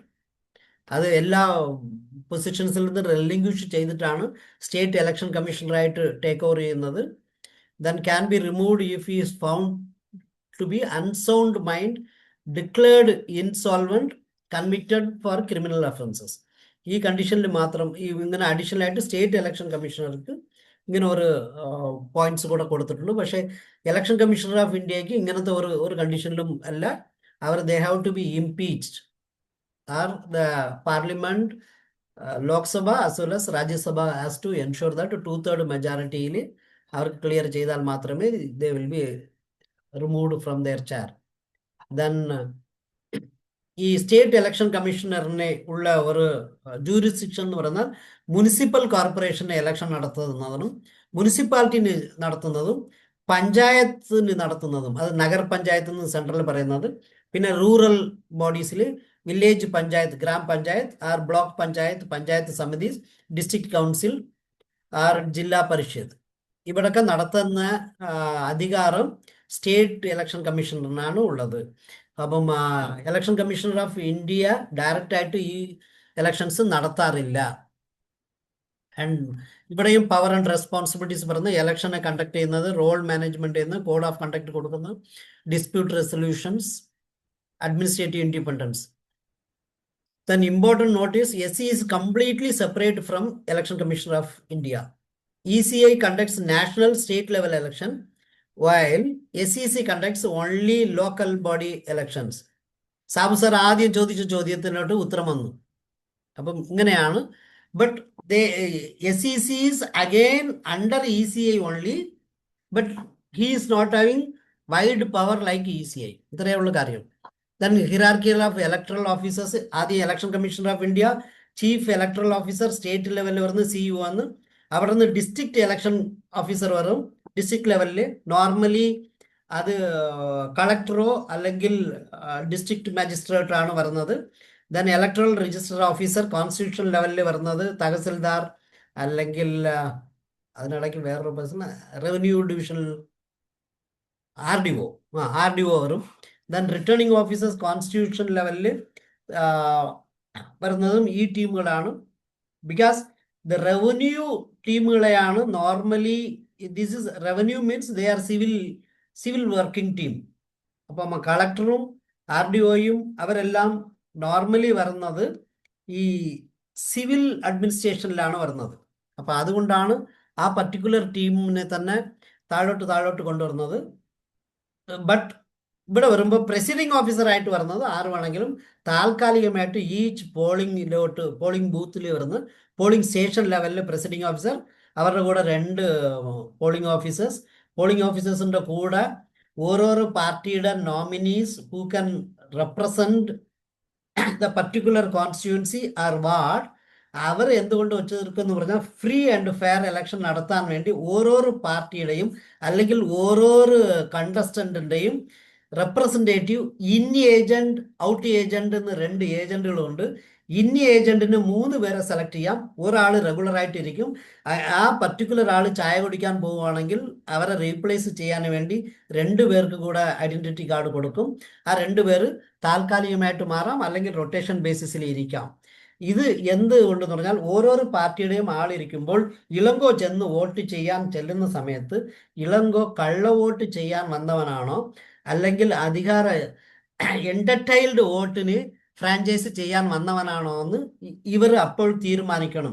തീരുമാനിച്ചില്ല, എല്ലാം കഴിഞ്ഞാൽ 45 ദിവസത്തിനകത്ത് ഇലക്ഷൻ കമ്മീഷന് അപ്രോച്ച് ചെയ്യണം. ചെയ്താൽ മാത്രമേ election commissioner will take into that offense as a cognizable offense. അത് അല്ലെങ്കിൽ that all will go as a fake. ഇപ്പോൾ ബീഹാറിൽ നമ്മുടെ LOP leader of opposition party mister Rahul Gandhi ഈ വോട്ട് ചോർ എന്ന് പറഞ്ഞ് കുറേയൊക്കെ പറഞ്ഞെങ്കിലും അത് they are not taken into any cognizable offense. Reason is Election Commissioner of India has intimated on a public notice that whoever has a problem, bring the evidence to me. We will try to recheck it. ഇവർ evidence അവരുടെ അടുത്ത് പോയില്ല. These team were standing only in public. ഇതാണ് actually ഇപ്പോൾ സംഭവിച്ചിരിക്കുന്നത്. അതേപോലെ ഈ മഹാരാഷ്ട്രയിൽ സംഭവിച്ചെന്ന് പറഞ്ഞ്, ഹരിയാനയിൽ സംഭവിച്ചെന്ന് പറഞ്ഞ് again they have not approach the right forum or right dissidence how to approach. ഇവർ ഓപ്പണായിട്ട് പബ്ലിക്കിന് പറഞ്ഞുകൊണ്ടിരിക്കുകയാണ്. പല കാര്യങ്ങൾ കൊടുത്തതിൽ may be true, may not be true. It is not considered since they have not gone on a right forum. Then chief electoral officer വന്നിട്ടുണ്ട്. Chief electoral officer എന്നാണ് പറയുന്നവരാണ്. Chief electoral officer must belong to Indian administrative service, IAS cadre എന്നാണ്. He should be citizen of India, should not hold office of profit, should not be a member or affiliated to any political party. Should not be serving as in financial institutions, banking or legal practice. ഇതിലുള്ള ഒരാളും CEO ആകാൻ പാടില്ല. CEO ബാക്കിയുള്ളവർക്ക് ആകാൻ മാത്രം. CEO ആകുന്നത് political party coordination, public awareness, logistic management, പിന്നെ election notification, model code of conduct, observer deployment, holiday declare ചെയ്യുന്നതും ചീഫ് ഇലക്ട്രൽ ഓഫീസറാണ്. ചീഫ് ഇലക്ഷൻ ഇലക്ട്രൽ ഓഫീസറാണ്. ബട്ട് ഈ LSGയുടെ ഇപ്പോൾ ലീവ് ഡിക്ലെയർ ചെയ്തിരിക്കുന്നത് ഈ ഇലക്ഷൻ ഓഫീസർ അല്ല, ഞാൻ നോക്കിയിട്ട് GAD, ഗവൺമെന്റ് അഡ്മിനിസ്ട്രേറ്റീവ് ഡിപ്പാർട്ട്മെന്റിലാണ്, ജനറൽ അഡ്മിനിസ്ട്രേറ്റീവ് ഡിപ്പാർട്ട്മെന്റ് GAD ആണ് ഡിക്ലെയർ ചെയ്തിരിക്കുന്നത്. ഡിക്ലെയർ ചെയ്തിട്ട് പ്രൈവറ്റിന് വേണ്ടി labour commissioner will give re issue circular എന്ന് പറഞ്ഞിരുന്നു. ലേബർ കമ്മീഷണറും കൂടെ ചെയ്തു. ഇതാണ് നോർമലി ചെയ്യാനുള്ളത്. ബിക്കോസ് കമാൻഡ് ആൻഡ് കൺട്രോൾ അല്ലെ സൂപ്രണ്ടൻഡൻസ് ആൻഡ് കമാൻഡ് ആരുടെ കയ്യിലുണ്ടോ അവർ പറഞ്ഞാൽ മാത്രമേ കേൾക്കാൻ പറ്റത്തുള്ളൂ. എന്നാൽ തമിഴ്നാടിന്റെ CM ഒരു ഇവിടെ ഇലക്ഷൻ നടക്കുമ്പോൾ, അല്ല കേരളത്തിന്റെ CM ഇവിടെ ഇലക്ഷൻ നടക്കുമ്പോൾ നാഗർകോയിലിൽ താമസിക്കുന്ന ഒരു Malayali who is having vote in Trivandrum cannot be dictated, because that guy who is residing in Nagarkoil will be coming under the jurisdiction of collector of Nagarkoil or Kanyakumari or further CM, Chief Minister of Tamil Nadu. അപ്പം ഇങ്ങനെ കുറേ demarcation കറക്റ്റായിട്ട് ചെയ്യുന്നതിന് law and order maintenance ആർക്ക് വേണ്ടി ചെയ്യാം, ആർക്ക് വേണ്ടി instruction കൊടുക്കാം എന്ന് പറയുന്ന കുറേ തിയറീസും ഈ റെപ്രസെൻറ്റേഷൻ ഓഫ് പീപ്പിൾ ആക്ടിൽ കറക്റ്റായിട്ട് പറഞ്ഞു പോകുന്നുണ്ട്. പോളിംഗ് ഡേയിൽ എന്തൊക്കെ ചെയ്യണം. അപ്പം ഇതിനെല്ലാം നോർമലി ഇലക്ഷൻ സമയത്ത് ലോ ആൻഡ് ഓർഡർ മെയിൻറ്റെയിൻ ചെയ്യുന്ന CEO ആണ്, ചീഫ് ഇലക്ഷൻ ഓഫീസറാണ്. അത് കഴിഞ്ഞ് പോളിംഗ് ഡേയിൽ എന്തൊക്കെ ചെയ്യണം, inform election commissioner of India of commencement of polling at schedule time, send statutory report to election commissioner at 1 PM, 7 PM and next day 7 AM. ഈ 3 സമയത്തും എത്ര പോളിംഗ് നടന്നു എന്നൊക്കെ അവർക്ക് ഡീറ്റെയിൽസ് കൊടുത്തോണ്ട് പോകണം. ഇതെല്ലാം ഒരു സ്റ്റാറ്റുട്ടറി റിപ്പോർട്ടാണ്. Ensure arrangement at polling booths and electronic voting machine demonstration, supervised sealing of voting machines and election papers, recommend repolling if necessary, arrange repolling based on Election Commission of India's guidelines. Then counting വരുമ്പോൾ എന്തൊക്കെ ചെയ്യണമെന്ന് പറഞ്ഞ് കുറേ datas കൊടുത്തിട്ടുണ്ട്. Date time എല്ലാം ആദ്യമേ പറഞ്ഞു കൊടുക്കണം. ആ പോളിംഗ് ഏജൻസിനെ മാത്രം പെർമിറ്റ് ചെയ്യണം. പോളിംഗ് ഏജന്റിന് എല്ലാ ആൾക്കാരെ അല്ല, 3 പേര് കൊടുത്തിട്ടുണ്ടെങ്കിൽ ഒരാൾക്ക് മാത്രമേ അകത്ത് കയറാൻ പറ്റത്തുള്ളൂ. ഹി ഷുഡ് നോട്ട് മീൻസ് ഇവിടെ സെൽഫോണിനെ കുറിച്ച് പറയുന്നില്ല, but actually during election in ഏജന്റിന്റെ കയ്യിൽ ഇലക്ട്രോണിക് മീഡിയ ഒന്നും പാടില്ല എന്നാണ് നിയമപ്രകാരം പറയുന്നത്. അവർ അകത്തുള്ള എത്ര വോട്ട് പോളിംഗ് ആയി ഇനി എത്ര ബാക്കിയുണ്ടെന്ന് പീരിയോഡിക്കലി പറയാൻ പോലും പാടില്ല എന്നാണ് ഈ ആക്ടിനകത്ത് പറഞ്ഞു പോകുന്നത്. ഞാൻ ഫുള്ളും പോകുന്നില്ല. I am going only a small gist അല്ലെങ്കിൽ ഒരു ഔട്ട്ലൈൻ മാത്രമാണ് പോകുന്നത്. Then district collector, district magistrate ആണ് ഡിസ്ട്രിക്ട് ഇലക്ഷൻ ഓഫീസറായിട്ട് മാറുന്നത്. ഇവിടെ CEO ആയിട്ടിരിക്കുന്ന IAS കാരനാണെന്ന് നമ്മൾ കുറച്ചു മുമ്പ് വായിച്ചിരുന്നു. എവിടെയാണ് IAS കാരൻ will be CEO. Then district election officer എന്ന് പറയുന്ന ആള് അവിടുത്തെ district collector or district magistrate. Then appointed by CEO under the supervision of election commissioner of India, coordinates all election related activities, supervises election returning officer or returning officer in the district, manages logistics, security, administrative arrangement. Then electoral registration officer. Oh, ERO is not returning officer. Sorry. Electoral registration officer. Registration ഓഫീസറുടെ പണി എന്താണ്? അവർ appoint ചെയ്യുന്നത് section 13B of representation of people act പ്രകാരമാണ്. He will be normally SDM, sub divisional magistrate ആയിരിക്കും. അദ്ദേഹത്തിന്റെ duty എന്താണ്? Electoral roll preparation, then voter registration, public engagement, coordination. അദ്ദേഹത്തിനും കോസി ജുഡീഷ്യൽ അതോറിറ്റി ഉണ്ട്. Then returning officer, that is again returning officer is appointed by election commissioner ആണ്.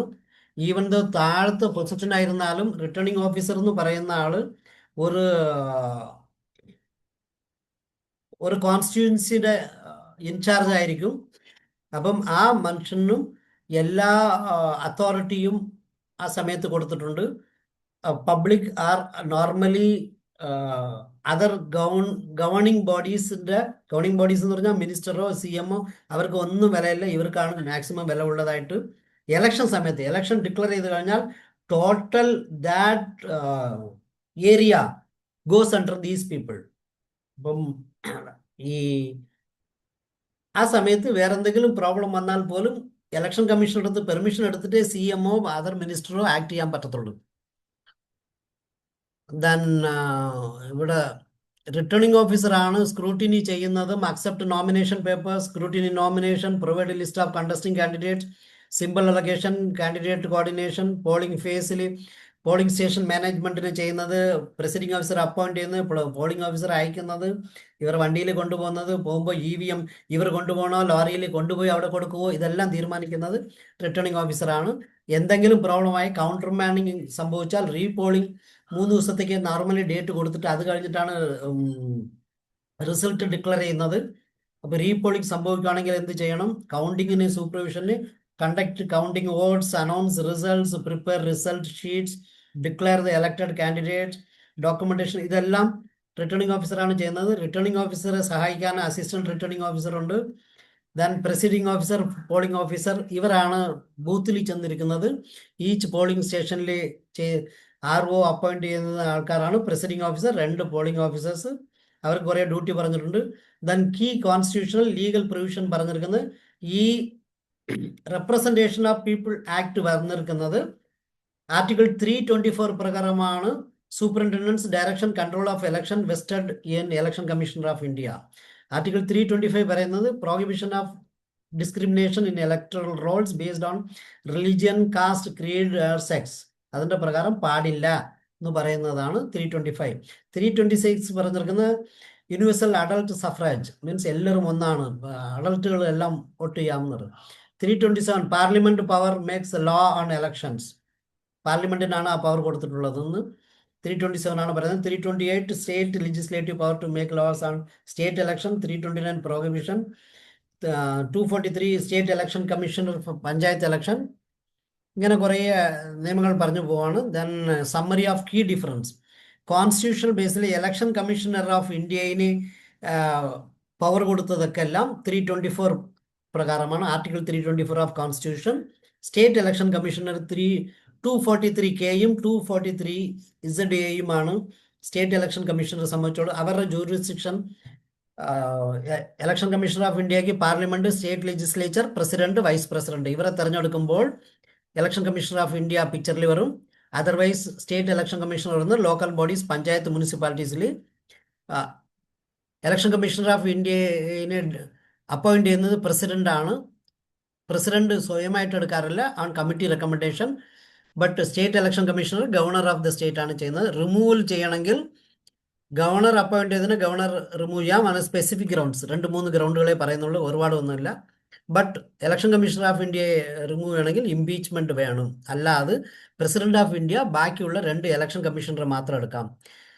ഇവർ totally അട്ടോണമസ് ബോഡിയാണ്. അവർ ഗവൺമെന്റിന് ഇരുന്ന് ടോട്ടലി ഫ്രീ ആണ്. അതുകൊണ്ട് ഗവൺമെന്റ് ഒരു ഡിക്റ്റേഷനും കൊടുക്കാൻ ഒക്കില്ല. ഇതാണ്. ഇത് കഴിഞ്ഞിട്ട് just I will tell about special intensive revision. SIR എന്ന് പറയുന്നത് നമ്മൾ എല്ലാവരും വിചാരിച്ചുകൊണ്ടിരിക്കുകയാണ് ഇപ്പോൾ 2025 പുതിയതായിട്ട് വന്നതെന്ന്. ഞാൻ വായിച്ചിട്ട് intensive revision has been carried out 13 times prior today.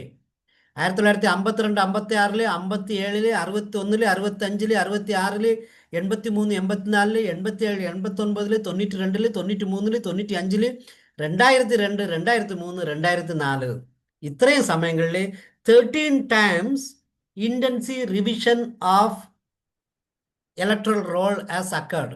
ഇത് എന്തുകൊണ്ട് ചെയ്യുന്നു എന്ന് പറഞ്ഞാൽ article 324 of the constitution of India section 21(3) of Representation of People Act 1951 says Election Commissioner of India has the power to revise the electoral rolls across the country in any state without prior permission from any authority.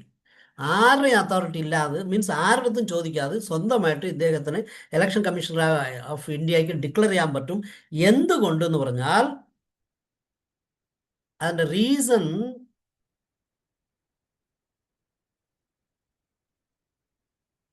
yes, special intensive revision or the SIR is an exercise undertaken by the Election Commissioner of India to ensure that all eligible Indian citizens are included in the electoral roll and that no ineligible voter is included in the electoral roll. രണ്ടും പറഞ്ഞിട്ടുണ്ട്. Only eligible Indian citizen are to be included. അടുത്ത ഒരു line കൂടെ പറയുന്നത്, ineligible voter is removed from that. അപ്പം ഈ രണ്ട് പോയിന്റിനാണ് SIR കണ്ടക്ട് ചെയ്യുന്നത്. The SIR aims to ensure the electoral rolls across India are accurate, up to date and inclusive. ഈ മൂന്ന് കാര്യത്തിന് വേണ്ടിയാണ് SIR നടത്തുന്നത്. Nationwide SIR process was announced 27 October 2025 by the chief election commissioner Gyanesh Kumar from Vigyan Bhavan, New Delhi. അതൊക്കെ pot ഇതിൻ്റെ history ഞാനിപ്പം പറഞ്ഞിരുന്നു. Electoral roll revision 2025 ഞാൻ നെറ്റിലിരുന്ന് എടുത്തതാണ്. I am not having authentication on this, but our ഞാൻ ഒരു സ്റ്റഡി മെറ്റീരിയൽ അല്ലെങ്കിൽ ഒരു ഇൻഫർമേഷന് വേണ്ടി മെസ്സേജ് തരികയാണ്. ECI planned a special intensive revision of electoral roll ahead of 2026 assembly election in West Bengal, Assam, Tamil Nadu, Kerala and Puducherry. The commission cited concern that several voters in West Bengal, Assam, Tripura were illegal immigrants from neighboring Bangladesh who had obtained voter identity card during dual documents. The political parties including Indian National Congress, All India Trinamool Congress, Communist Party of India Marxist, Samajwadi Party, Dravida Munnetra Kazhagam and Rashtriya Janata Dal opposed the exercise, alleging that the Election Commissioner of India was favoring Prime Minister Narendra Modi and the ruling Bharatiya Janata Party ahead of upcoming assembly elections in different states. Following the demand from the opposition, Modi government has agreed to hold parliamentary debate on the disputed special intensive matter in winter session of the parliament. On November 4, 2025, Election Commission formally launched phase 2 of SIR across 9 states and 3 union territories.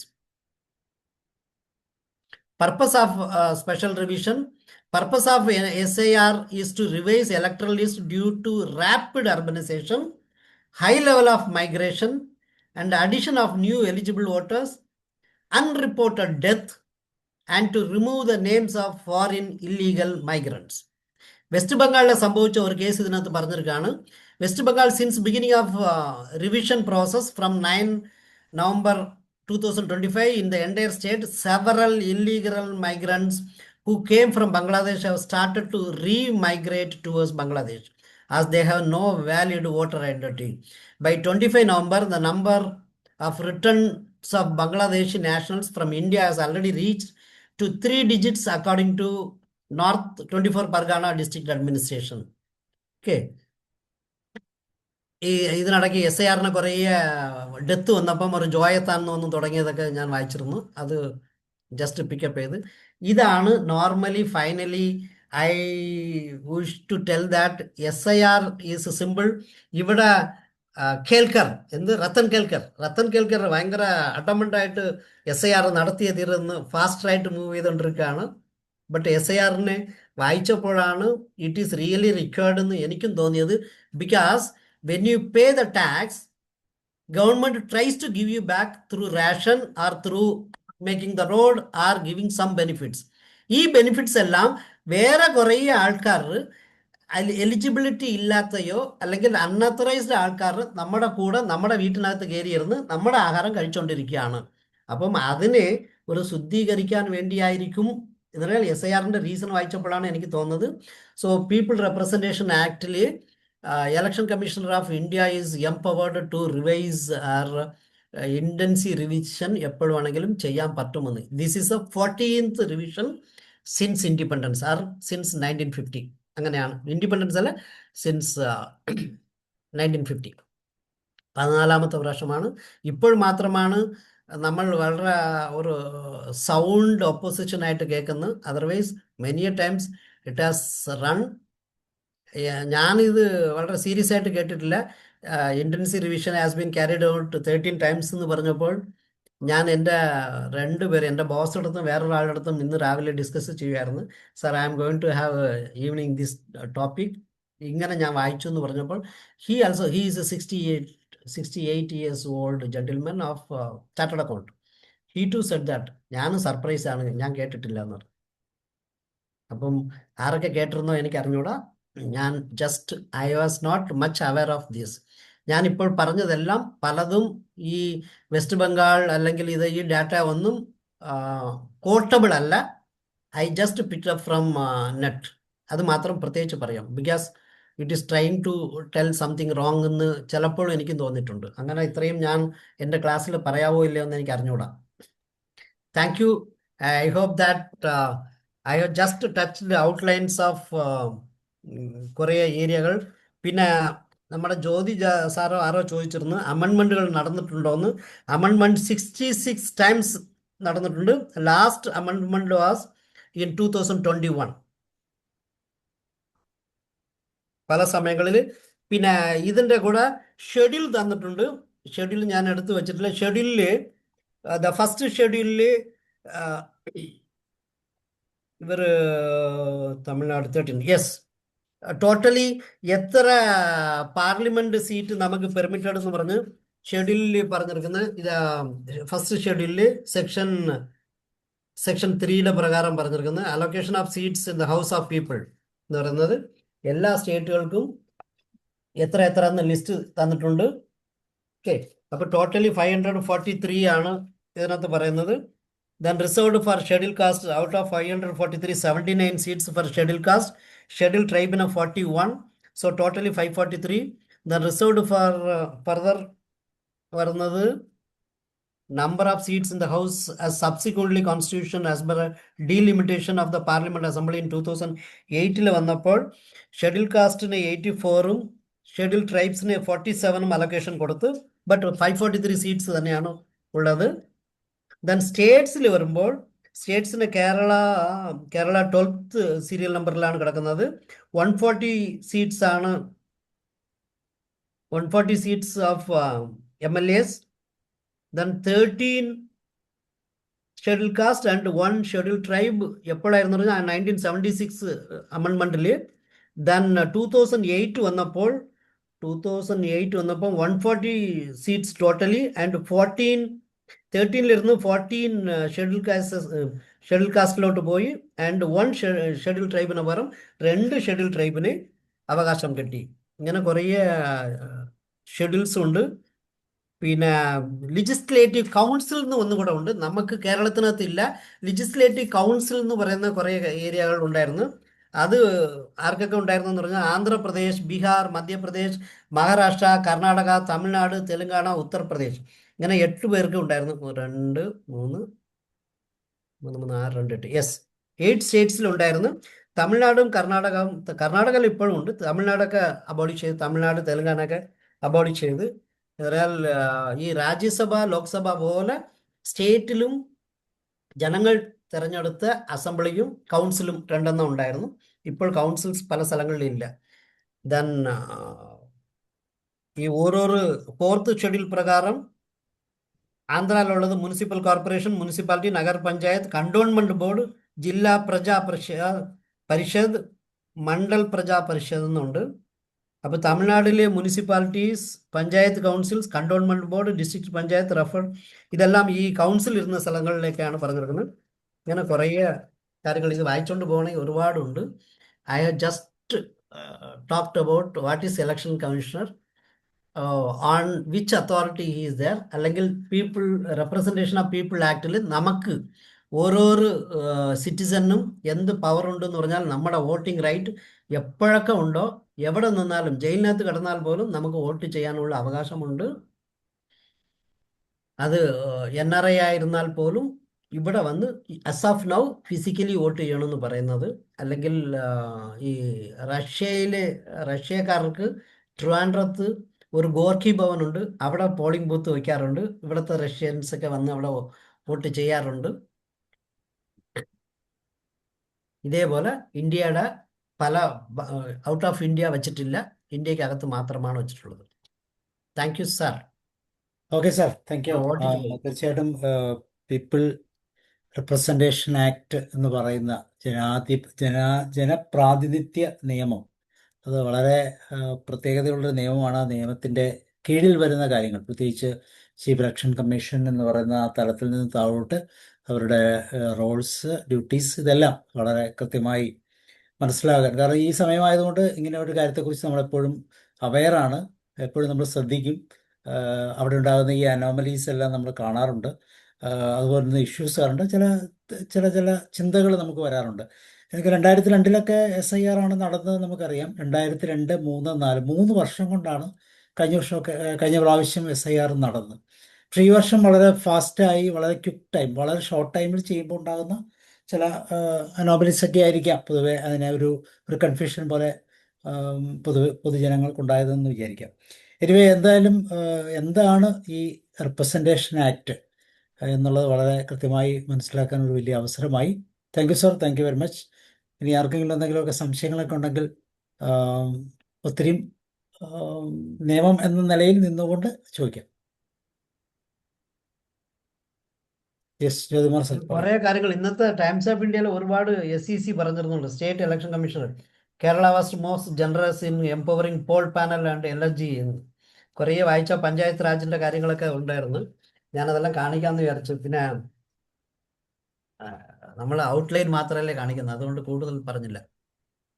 ഇതിപ്പോ basic എല്ലാം ഉണ്ട് sir. ഇത് വളരെ clarity ആയി. കാരണം എന്താണ് മതി. Process yes എന്ന് സർ. അതെ അതെ.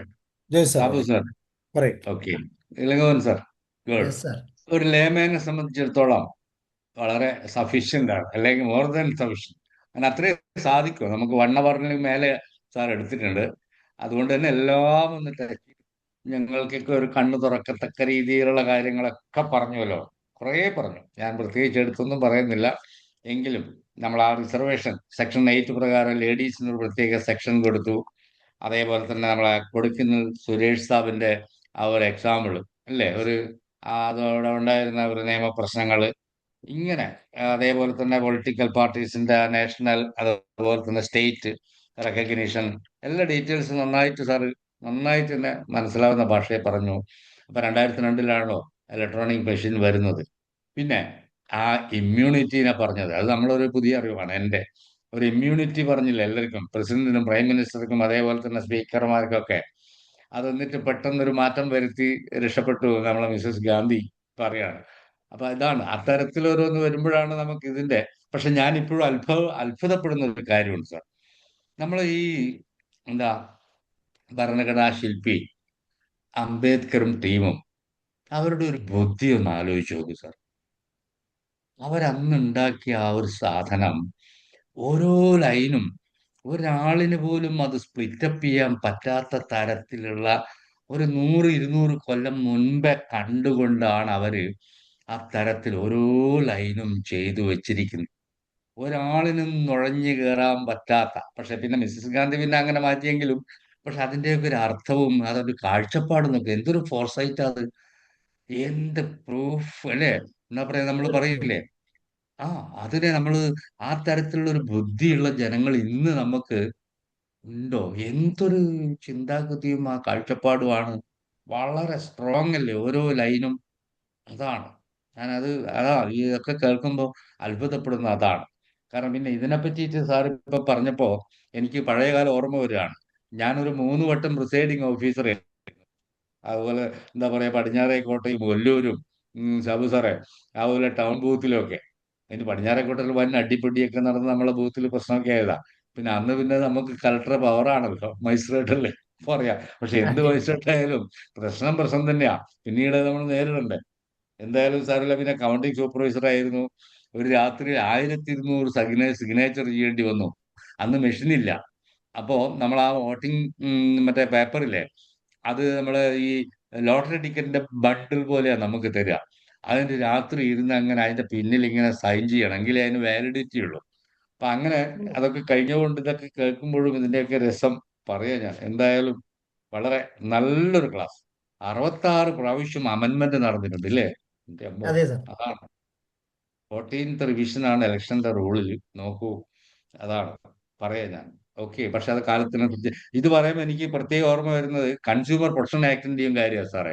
കാരണം അതിലും കണ്ടോ മാറ്റങ്ങൾ. ഇപ്പൊ 2002 മറ്റു നമ്മൾ ഓൺലൈൻ ട്രേഡിംഗ് വന്നതോടുകൂടി അതും അതെ. അതിലേക്ക് ചേർത്തു. ഇല്ലേ? Yes, good. എന്തായാലും വളരെ നല്ലൊരു ക്ലാസ് നമ്മളെ Elangovan sir.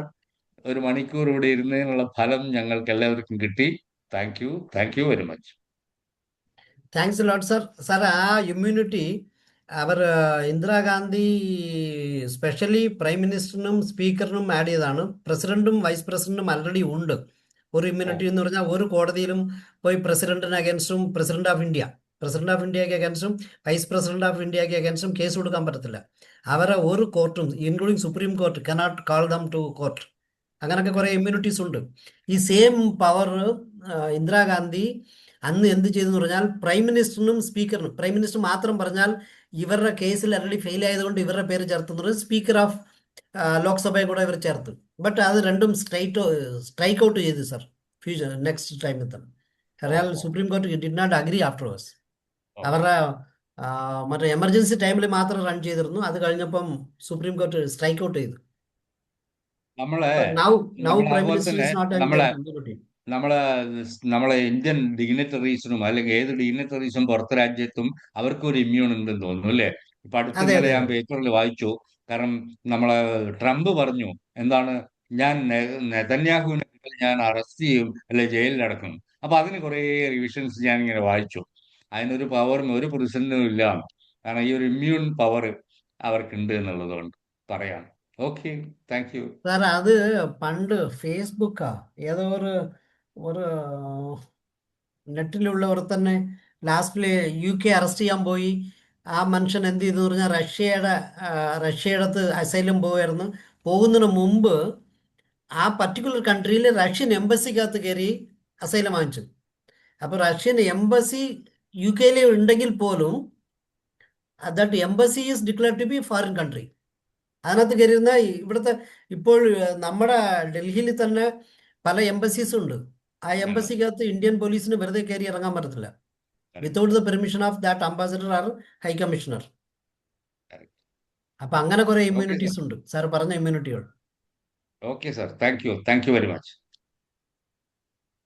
Okay Royce sir.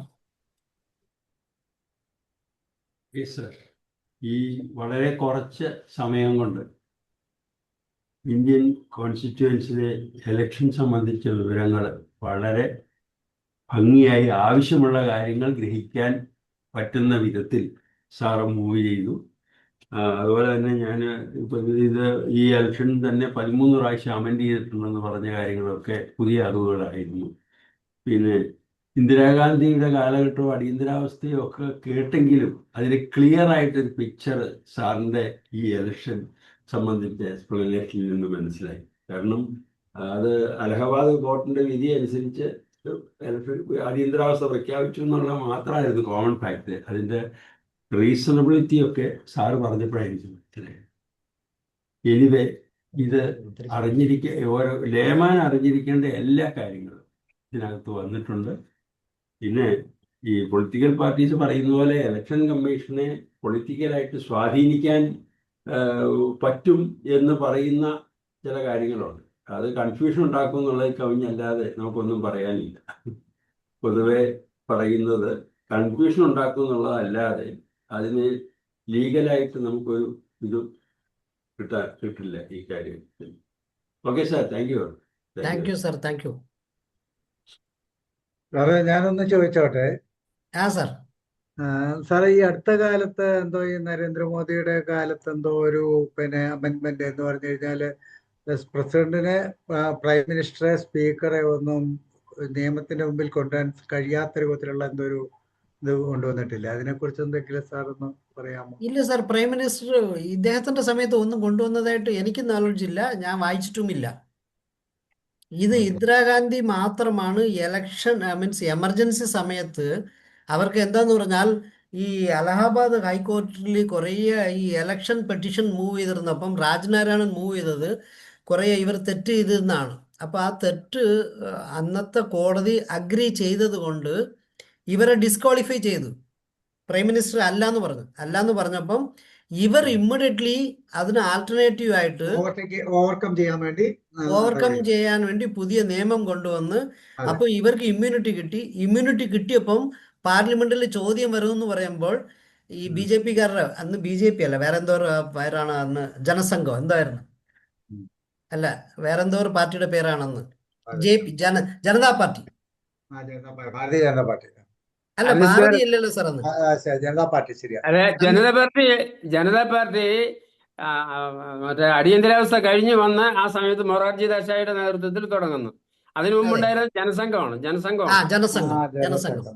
അപ്പൊ ജനസംഘം എല്ലാം ചോദിക്കുമെന്ന് പറഞ്ഞിട്ട് എല്ലാവരും പിടിച്ച് അകത്താക്കിയിട്ട് എമർജൻസി ഡിക്ലെയർ ചെയ്ത്. അപ്പൊ 2 വർഷം ഓടി. 2 വർഷം കഴിഞ്ഞിട്ട് ഇവർ ആക്ച്വലി 6 മാസമേ ആകാൻ പാടുള്ളൂ. 6 മാസത്തിന് 2 വർഷം വരെ നീട്ടി കൊണ്ടുപോയിരുന്നു. അത് കഴിഞ്ഞ് അവർക്ക് പ്രൊലോങ് ചെയ്യാൻ പറ്റത്തില്ല. പബ്ലിക്കിന്റെ എല്ലാവരും എറപ്റ്റ് ആകാൻ തുടങ്ങിയപ്പോൾ ഇലക്ഷൻ ഡിക്ലെയർ ചെയ്തപ്പോൾ അവർ തോറ്റ്. അന്ന് മൊറാർജി ദേശായി വന്നു. അങ്ങനെയാണ്. അല്ലാതെ അത് ഇമ്മീഡിയറ്റ്ലി അവർ കംപ്ലീറ്റ് ആയ സമയത്ത് തന്നെ തിരിച്ച് റിവേർട്ട് ചെയ്തു സാർ. കോർട്ട് തന്നെ റിവേർട്ട് ചെയ്തു. Prime minister and speaker is not empowered. എല്ലാ പവറുകളും കോൺസ്റ്റിറ്റ്യൂഷനാണ് നമുക്ക് തന്നിട്ടുള്ളത്. ഇവർ കോൺസ്റ്റിറ്റ്യൂഷണൽ പവറാണ് അമെൻഡ് ചെയ്തത്. ഈ ഈ കോൺസ്റ്റിറ്റ്യൂഷനെ അടുത്ത അമെൻഡ് കാലത്ത് ചെയ്യാം സാർ. ഞാൻ ചോദിച്ച ഈ ഇലക്ഷനെ സംബന്ധിച്ച് മാത്രമല്ല, ഈ അടുത്ത കാലത്ത് ഇങ്ങനെ എന്തോ ഒരു നിയമം കൊണ്ടുവന്നിട്ടില്ലേ? പിന്നെ എന്തോ ഇവരെ ചോദ്യം ചെയ്യാൻ മേലാത്ത രൂപത്തിൽ എന്ന് പറഞ്ഞാൽ കോടതിയിൽ ചോദ്യം ചെയ്യാൻ കഴിയാത്ത രൂപത്തിലുള്ള എന്തോ ഒരു നിയമം വന്നിട്ടില്ലേ? അല്ല, അങ്ങനെ വന്നാൽ സുപ്രീം കോർട്ട് ഇമ്മീഡിയറ്റ്ലി ഇത് ചെയ്യും സാർ, സ്ട്രൈക്ക് ഔട്ട് ചെയ്യും. ഞാൻ പറഞ്ഞുതരാം. ഇദ്ദേഹം ചെയ്തത് ഒന്നായിരുന്നു. ഞാൻ വായിച്ചതോളും ഈ മറ്റേ ജുഡീഷ്യൽ ആൾക്കാരെ സെലക്ട് ചെയ്യുന്നതിന് BJP ഗവൺമെന്റ് ഒരു നിയമം കൊണ്ടുവന്നിരുന്നു. എന്താന്ന് പറഞ്ഞാൽ ചീഫ് ജസ്റ്റിസ് മാത്രമായിരിക്കും. പിന്നെ law minister, prime minister, then opposition leader, ഇവരെല്ലാവരും കൂടെ ചേർന്നിട്ട് അടുത്ത ചീഫ് ജസ്റ്റിസ് കൊളീജിയം സ്കീമിന് മാറ്റാൻ തീരുമാനിച്ചിരുന്നു. അപ്പോൾ collegium scheme against the constitutional rights എന്ന് പറഞ്ഞ് അതിനകത്ത് ഈ ഇമ്മ്യൂണിറ്റി ഞങ്ങൾക്കുണ്ട്. പാർട്ടിക്കാരെല്ലാം ചേർന്ന് means either opposition leader or law minister or prime minister, ഇവരെല്ലാവരും പൊളിറ്റീഷ്യൻസ് ആണ്. ഈ പൊളിറ്റീഷ്യൻ സെലക്ട് ചെയ്യുന്ന ആള് പിന്നെ നാളെ അങ്ങേരുടെ അഗേൻസ്റ്റ് ആയിട്ട് വേർഡിക്റ്റ് തരാൻ പറ്റത്തില്ല, അതുകൊണ്ട് സമ്മതിക്കില്ല എന്ന് പറഞ്ഞാൽ ആ കൊളീജിയത്തിന് മറ്റതിനെ സ്ട്രൈക്ക് ചെയ്തിട്ട് ജുഡീഷ്യൽ അക്കാഡമിക് JACL അങ്ങനെ എന്തോ ആയിരുന്നു, അത് സ്ട്രൈക്ക് ചെയ്തിട്ട് കൊളീജിയം സിസ്റ്റം തന്നെയാണ് കണ്ടിന്യൂ ചെയ്യുന്നത്. ഇത് മാത്രമാണ് സാർ അതല്ല സാറേ, ഈ ഇലക്ഷൻ കമ്മീഷണറെ ചീഫ് ഇലക്ഷൻ കമ്മീഷണറെ സെലക്ട് ചെയ്യുന്നതിൽ പണ്ടുണ്ടായിരുന്ന ആ പ്രയോറിറ്റി മാറ്റിയിട്ടുണ്ട്. ഇപ്പോൾ പുതിയ ഒരു നിയമത്തിന്റെ ഇതിനനുസരിച്ച് ചീഫ് ഇലക്ഷൻ കമ്മീഷണറെ മാറ്റുന്നതിന് അത് എന്തുകൊണ്ട് സംഭവിച്ചു എന്ന് പറഞ്ഞാൽ അന്ന് ഈ അപ്പോസിഷൻ ലീഡർ എന്ന് പറഞ്ഞ ഒരു കസേര കൊടുത്തില്ലായിരുന്നു, LOP ഇല്ലായിരുന്നു. അപ്പൊ LOP ഇല്ലാതിരുന്ന സമയത്ത് LOP വേണം ഒപ്പിടണമെന്ന് പറഞ്ഞാൽ ഇല്ലാത്ത ഒരാൾക്ക് പവർ കൊടുത്തതുപോലെ വരുമെന്ന് പറഞ്ഞ് ഇവർ അന്ന് ഒരു അമെൻമെന്റ് കൊണ്ടുവന്നത്. അതെന്ന് പറഞ്ഞാൽ ഒരു ട്രിക്കി അമെൻമെന്റ് ആണ്. എന്തുകൊണ്ട് ചെയ്തതെന്ന് പറഞ്ഞാൽ ഈ കോൺഗ്രസിനെ അത്രയും എംപവർ ചെയ്യാൻ ഉദ്ദേശിക്കാത്തത് കൊണ്ട് അവർ വെട്ടിക്കളഞ്ഞതാണെന്ന്. ശരിക്കും ചീഫ് ജസ്റ്റിസ് ഓഫ് ഇന്ത്യ ആയിരുന്നു അതിന്റെ ഒരു മെമ്പർ. അതെ, അതൊക്കെ എടുത്ത് മാറ്റി പ്രൈം മിനിസ്റ്ററും ലീഡർ ഓഫ് ഓപ്പോസിഷൻ യൂണിയൻ മിനിസ്റ്ററും ആക്കിയത്. അതെ.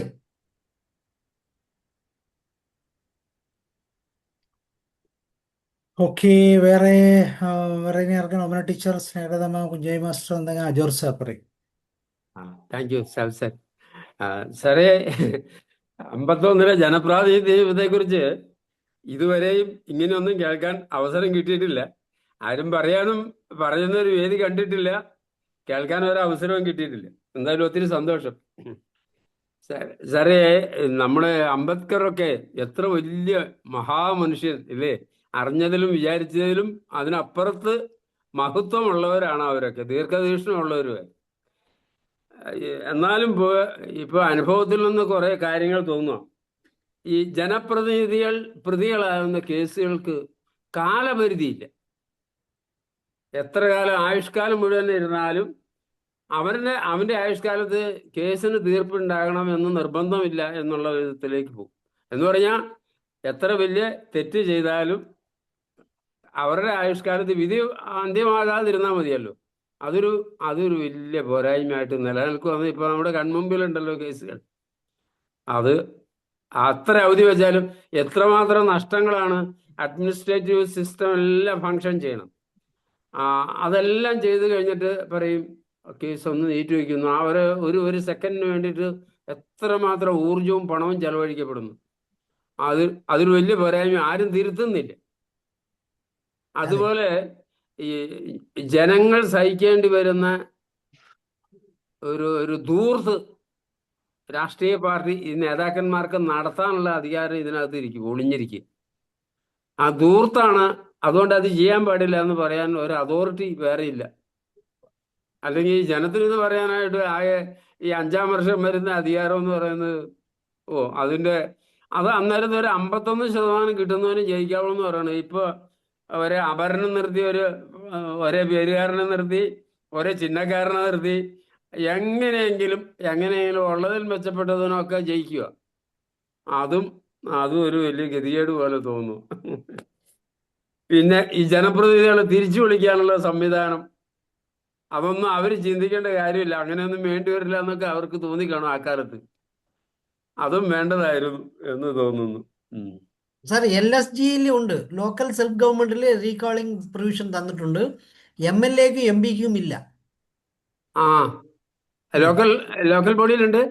ലോക്കൽ ബോഡിയിലുണ്ട്. അവർ തെറ്റ് ചെയ്ത്, അല്ലെങ്കിൽ അവർ മിസ്അപ്രോപ്രിയേറ്റ് ചെയ്തു, അല്ലെങ്കിൽ ഈ ജനങ്ങൾക്ക് വേണ്ടി അവർ വാദിച്ചില്ല എന്ന് പറഞ്ഞു കഴിഞ്ഞാൽ ഈ സ്റ്റേറ്റ് ഇലക്ഷൻ കമ്മീഷൻ്റെ അടുത്ത് ഇത് കൊടുത്താൽ അവർ എൻക്വയറി വെച്ച് അതിനെ റീകോൾ ചെയ്യാനുള്ള ഇതുണ്ട്. അപ്പൊ എങ്ങനെയാ ജനങ്ങളുടെ ഇതിലെ ആനുപാതികമായിട്ടാണോ, അതെയോ എന്നാ ജനങ്ങളിൽ ഇത്ര പേര് ആവശ്യപ്പെട്ടാലെന്നാണോ, എങ്ങനെയാ അതിന്റെ കണക്ക്? അല്ല സാർ, ഇത് കൊടുക്കുന്നതിനെ അതിന് കുറച്ചുകൂടെ ഡീറ്റെയിൽ ആയിട്ട് ഞാൻ പോയില്ല. എന്ന് പറഞ്ഞാൽ ഞാൻ ജസ്റ്റ് സ്കെച്ച് മാത്രം വായിച്ചത് കൊണ്ട് ഇതിനകത്ത് ഇങ്ങനെ ഒരു പ്രൊവിഷൻ സ്റ്റേറ്റ് ലെവൽ ഈ ലോക്കൽ സെൽഫ് ഗവൺമെന്റിലും ഉണ്ട്. അതെന്ന് SEC ആണ്, സ്റ്റേറ്റ് ഇലക്ഷൻ കമ്മീഷൻ തീരുമാനം. അത് എൻക്വയറി വെച്ച് യെസ് പറഞ്ഞാൽ മാത്രമാണ്. ഇറ്റലിയിൽ അങ്ങനല്ല. ഇറ്റലിയിൽ ജനങ്ങൾ തന്നെ റീകോൾ ചെയ്യാൻ പറ്റും, ഒന്നും ചെയ്യാൻ പറ്റില്ല. മീൻസ് ഇവിടെ ട്രിവാൻഡ്രത്തിന്റെ കോൺസ്റ്റിറ്റ്യുവൻസിക്കാരന് തന്നെ തീരുമാനിച്ച് ലെറ്റർ കൊടുത്തു കഴിഞ്ഞാൽ അസംബ്ലിയിലെ സ്പീക്കർ അങ്ങനെ തിരിച്ചു പോകാൻ പറയും. അങ്ങനെ ഒരു ഇറ്റലിയിലുണ്ട്. ഇന്ത്യയിൽ അങ്ങനെ ഇല്ല. ഇത്ര പെർസെന്റ് ജനങ്ങൾ ആവശ്യപ്പെടണം. ആയിരിക്കും സാർ. അത് ഞാൻ കറക്റ്റായിട്ട് കുറച്ചുകൂടെ വായിച്ചിട്ട് വേണമെങ്കിൽ പറയാം സാറിന്. പിന്നെ സാറേ, നമ്മുടെ ഈ വോട്ടർ ID, ഇപ്പൊ ആധാർ ID പോലും ഇതിനു മുമ്പ് എല്ലാത്തിനും ആധാറാണ് ഫൈനൽ എന്ന് പറഞ്ഞെടുത്തത്. ആധാറിന് ഇപ്പൊ അത്ര ഇല്ല. ആധാർ ഉണ്ടെങ്കിൽ വോട്ട് ചെയ്യാൻ പറ്റും എന്നുള്ള അവസ്ഥയല്ലല്ലോ സാർ. ആധാറിൽ എന്താ സംഭവിച്ചെന്ന് പറഞ്ഞാൽ ഈ വെള്ളം ചേർക്കപ്പെട്ട് ആധാർ എല്ലാവർക്കും കിട്ടിയെന്നാണ് ഗവൺമെന്റിന് നിഗമനം. എൻ്റെ ഒരു കൂട്ടുകാരന് ഈ BSFലുണ്ട്. അപ്പോൾ ആ BSFലുള്ളവൻ പറഞ്ഞത് ഇതാണ്: വെസ്റ്റ് ബംഗാളിലിരുന്ന് കുറേ ആൾക്കാർ റീമൈഗ്രേറ്റ് ഇപ്പോൾ ചെയ്യുമ്പോൾ അവരെല്ലാം അവർ ചാടിപ്പോയപ്പം ബംഗ്ലാദേശ് സമ്മതിച്ചില്ല. ബംഗ്ലാദേശ് പറഞ്ഞ് നീ അവരുടെ അടുത്ത് സറണ്ടറായി റെക്കോർഡ് ഉണ്ടാക്കിയിട്ട് വന്നാൽ മതിയെന്ന്.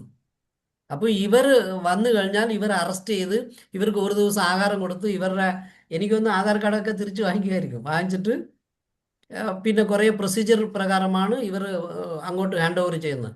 അങ്ങനെ ഇപ്പോൾ അക്സെപ്റ്റ് ചെയ്തുകൊണ്ടിരിക്കുകയാണ്. ഈ SIR ഡിക്ലെയർ ചെയ്തതിന് ശേഷം ഒരുപാട് പേര്, ഈവൻ ട്രിവാൻഡ്രത്തിൽ ഞാൻ കൺസ്ട്രക്ഷൻ കമ്പനിയിലാണ്, ഞങ്ങളുടെ കോൺട്രാക്ടർ പറയാണ് കുറേ പേർ പറന്നുപോയി സാർ. എങ്ങോട്ട് പോയി? നാട്ടിൽ തിരിച്ചു ഓടിയെന്ന്. എന്താന്ന് പറഞ്ഞാൽ ഇവിടെ ഒരു പ്രോപഗണ്ട വന്ന് ഈ SIRൽ ഇവന്മാർ കുടുങ്ങിക്കഴിഞ്ഞാൽ ഇവന്മാരെ തൂക്കി കൊല്ലുമെന്നോ എന്തൊക്കെയാ പറഞ്ഞതെന്ന് ആയിരിക്കും, അല്ലെങ്കിൽ നിന്നെ വെറുതെ വിടത്തില്ലടാന്ന്. അപ്പൊ ഇവർ പെട്ടെന്ന് സ്കൂട്ട് ചെയ്ത് വെസ്റ്റ് ബംഗാളിൽ പോയി. West Bengal is trying to protect അല്ലേ ഇപ്പോഴും വെസ്റ്റ് ബംഗാൾ. അതെ. അവിടെ സാറേ ഇതുപോലെ ഈ മറ്റേ ബോർഡർ സെക്യൂരിറ്റി ഫോഴ്സ് ഉള്ളവർ പറയാറുണ്ട്, ഒരു പുഴ ആടി കയറി കഴിഞ്ഞാൽ ഇന്ത്യക്കാരനായി, അത്രേ വേണ്ടു എന്നാ പറയുന്നത്. അവനിവിടെ കയറിയ എങ്ങനെയെങ്കിലും റേഷൻ കാർഡും ആധാർ കാർഡും ഒക്കെ ഒപ്പിക്കാൻ ബുദ്ധിമുട്ടില്ലായിരുന്നു. വളരെ തുച്ഛമായ പൈസക്ക് നടക്കും. ഇവിടെ കുറെ ഏജന്റുകളുണ്ട് സാർ. ചുമ്മാ 100 രൂപയ്ക്കും 500 രൂപയ്ക്കും ഓരോ സാധനങ്ങൾ ചെയ്തു കൊടുക്കാൻ, അല്ലെങ്കിൽ ഒരു കള്ളുകുപ്പിക്ക് കള്ളത്തനമായിട്ട് എന്തെങ്കിലും ചെയ്തു കൊടുക്കും. ഒരു ഡോക്യുമെന്റ് കിട്ടുവാണെങ്കിൽ initially it was for driving licence. Driving licence കിട്ടിക്കഴിഞ്ഞാൽ ഡ്രൈവിംഗ് ലൈസൻസ് വെച്ച് ഓരോ ഡോക്യുമെന്റ് ആയിട്ട് ഒപ്പിക്കാം. അതെ. അപ്പോ അതെ. ഇങ്ങനെ കുറെ കാര്യങ്ങൾ എന്തായാലും ഒത്തിരി എന്താ SIR ഇതിനു മുമ്പ് 13 വട്ടം നടന്നു. കോൺസ്റ്റിറ്റ്യൂഷൻ അമെൻമെന്റ് ധാരാളം നടന്നു. എല്ലാം ഓർക്കാനും പറയാനും അറിയാനും അവസരം തന്നു. ഒത്തിരി സന്തോഷം സാറേ. Thank you so much. Thanks lot sir. എല്ലാത്തിനൂടെ കൂടി ഒറ്റ കാർഡായിരുന്നു നമുക്ക് നല്ലത്. വരും സാർ, അങ്ങനെ ഇന്ത്യൻ പാസ്പോർട്ട് പോലെ. സാർ ആ സിസ്റ്റത്തിലാണ് ഇവർ ആധാർ കൊണ്ടുവന്നത്. ഒറ്റ ഐഡന്റിറ്റിയാണ് ആധാർ എന്ന് പറഞ്ഞത്. അതെ. അപ്പൊ ആ ആ ആധാറിൽ വെള്ളം ചേർക്കപ്പെട്ടത് കൊണ്ട് ഒരുപാട് പേർക്ക് വെറുതെ കിട്ടിയത് കൊണ്ട് ഇപ്പൊ ആധാറിന് ഇമ്പോർട്ടൻസ് കൊടുക്കാതിരിക്കുന്നതാണ്. ഈവൻ SIR ആധാറിന് വില കൊടുക്കില്ല എന്നാണ് ഗവൺമെന്റ് ഓഫ് ഇന്ത്യ ക്ലെയിം ചെയ്തത്. ഉം. പക്ഷെ പിന്നെ പിന്നെ സാറ് പറഞ്ഞല്ലേ സ്റ്റേറ്റ് ഇലക്ഷൻ കമ്മീഷന് മുമ്പിൽ ചീഫ് സെക്രട്ടറി കഴിഞ്ഞ ദിവസം ഒരു അഫിഡവിറ്റ് പോലെ കൊടുത്തത് മറ്റ് പെൻഷനൊന്നും ഇല്ലാത്ത സ്ത്രീകൾക്ക് പെൻഷൻ കൊടുക്കുന്നതാണ്ട് സർക്കാർ പറഞ്ഞു. Okay okay. അപ്പൊ ഉടനെ കയറി പിടിച്ചു. ഇതെവിടെ നിന്ന് ആര് എന്നൊക്കെ പറഞ്ഞ് ആരോ പരാതി കൊടുത്തിട്ട്. അപ്പൊ പറഞ്ഞു അത് ഇപ്പോഴൊന്നും അല്ല, ഇനി ഇലക്ഷനൊക്കെ ശേഷമാണ്, ഇപ്പൊ യാതൊരു പരിപാടിയില്ല എന്ന് പറഞ്ഞു. അതെ, December 15 ശേഷമേ ഡിസ്പോസ് ചെയ്യത്തുള്ളൂ എന്ന് പറഞ്ഞു. അതെ അതെ അതെ അതെ. Okay okay, thank you sir. Okay, Thank you, sir. വേറെ ആർക്കെങ്കിലും എന്തെങ്കിലും ഷെയർ ചെയ്യണ്ടോ? ഇല്ല. ഓക്കെ, അപ്പോൾ അങ്ങനെയാണെങ്കിൽ ലങ്കോ sir, thank you. People representation ആക്ടിന്റെ പരിധിയിൽ നിന്നുകൊണ്ട് വോട്ട് ചെയ്യാം. വോട്ട് ചെയ്ത് എല്ലാവരെയും വിജയിപ്പിക്കാം. Okay sir, okay. Thanks thank you. Lot. Good night. കേട്ട Good എല്ലാവർക്കും night. ഒരുപാട് നന്ദി. Bye. Thank you sir. ഇതെല്ലാം സാബു സാറാണ് ഇതിന്റെ brain behind this particular topic. സാറാണ് എന്നോട് പറഞ്ഞത്, സാർ ഇങ്ങനത്തെ ഒരു ടോപ്പിക് എന്തുകൊണ്ട് വന്നുകൂടാന്ന്. അപ്പൊ സാറ് പറഞ്ഞാൽ ഞാൻ ഇമ്മീഡിയറ്റ്ലി യെസ് പറയും. അത് വേറെ കാര്യം. നമുക്ക് ഇതുപോലത്തെ ഏതോ ചെറിയ ചെറിയ ടോപ്പിക്കുകൾ, കാരണം നമ്മൾ ഇന്ത്യൻ ലോസ് എന്ന് പറഞ്ഞാൽ വളരെ ഇമ്പോർട്ടൻ്റ് ആണല്ലോ. നമ്മൾ ഇപ്പൊ BNS അല്ലേ, BNS. അതെ, BNS സർ. നമ്മള് BNS, BNSS ആൻഡ് കുറച്ചൊക്കെ നമുക്കൊരു അവയർനെസ് ഒക്കെ വേണ്ടതാണ്. What is difference? അത് റൈറ്റ് ടൈമിനുമാണ്. അല്ല, ഇത് സാബു സാറിന് സമ്മതിച്ചു കൊടുക്കണം. സാബു സാർ ഒരു 5 ദിവസത്തിന് മുമ്പേ അയച്ചു തന്നിട്ട് സാർ ഇങ്ങനത്തെ ടോപ്പിക് എങ്ങനെയായിരിക്കും എന്ന് ചോദിച്ചു. എനിക്കും അന്ന് ഇഷ്ടപ്പെട്ടു. എനിക്ക് റിവൈസ് ചെയ്യാൻ ഒരു സമയം കിട്ടി. സാറ് ഉള്ളത് കൊണ്ട് ഇന്നലെ തൊട്ടേ ഇതിന്റെ പുറകിലാണ് ഞാൻ. Okay sir, good okay, night. See you, good night.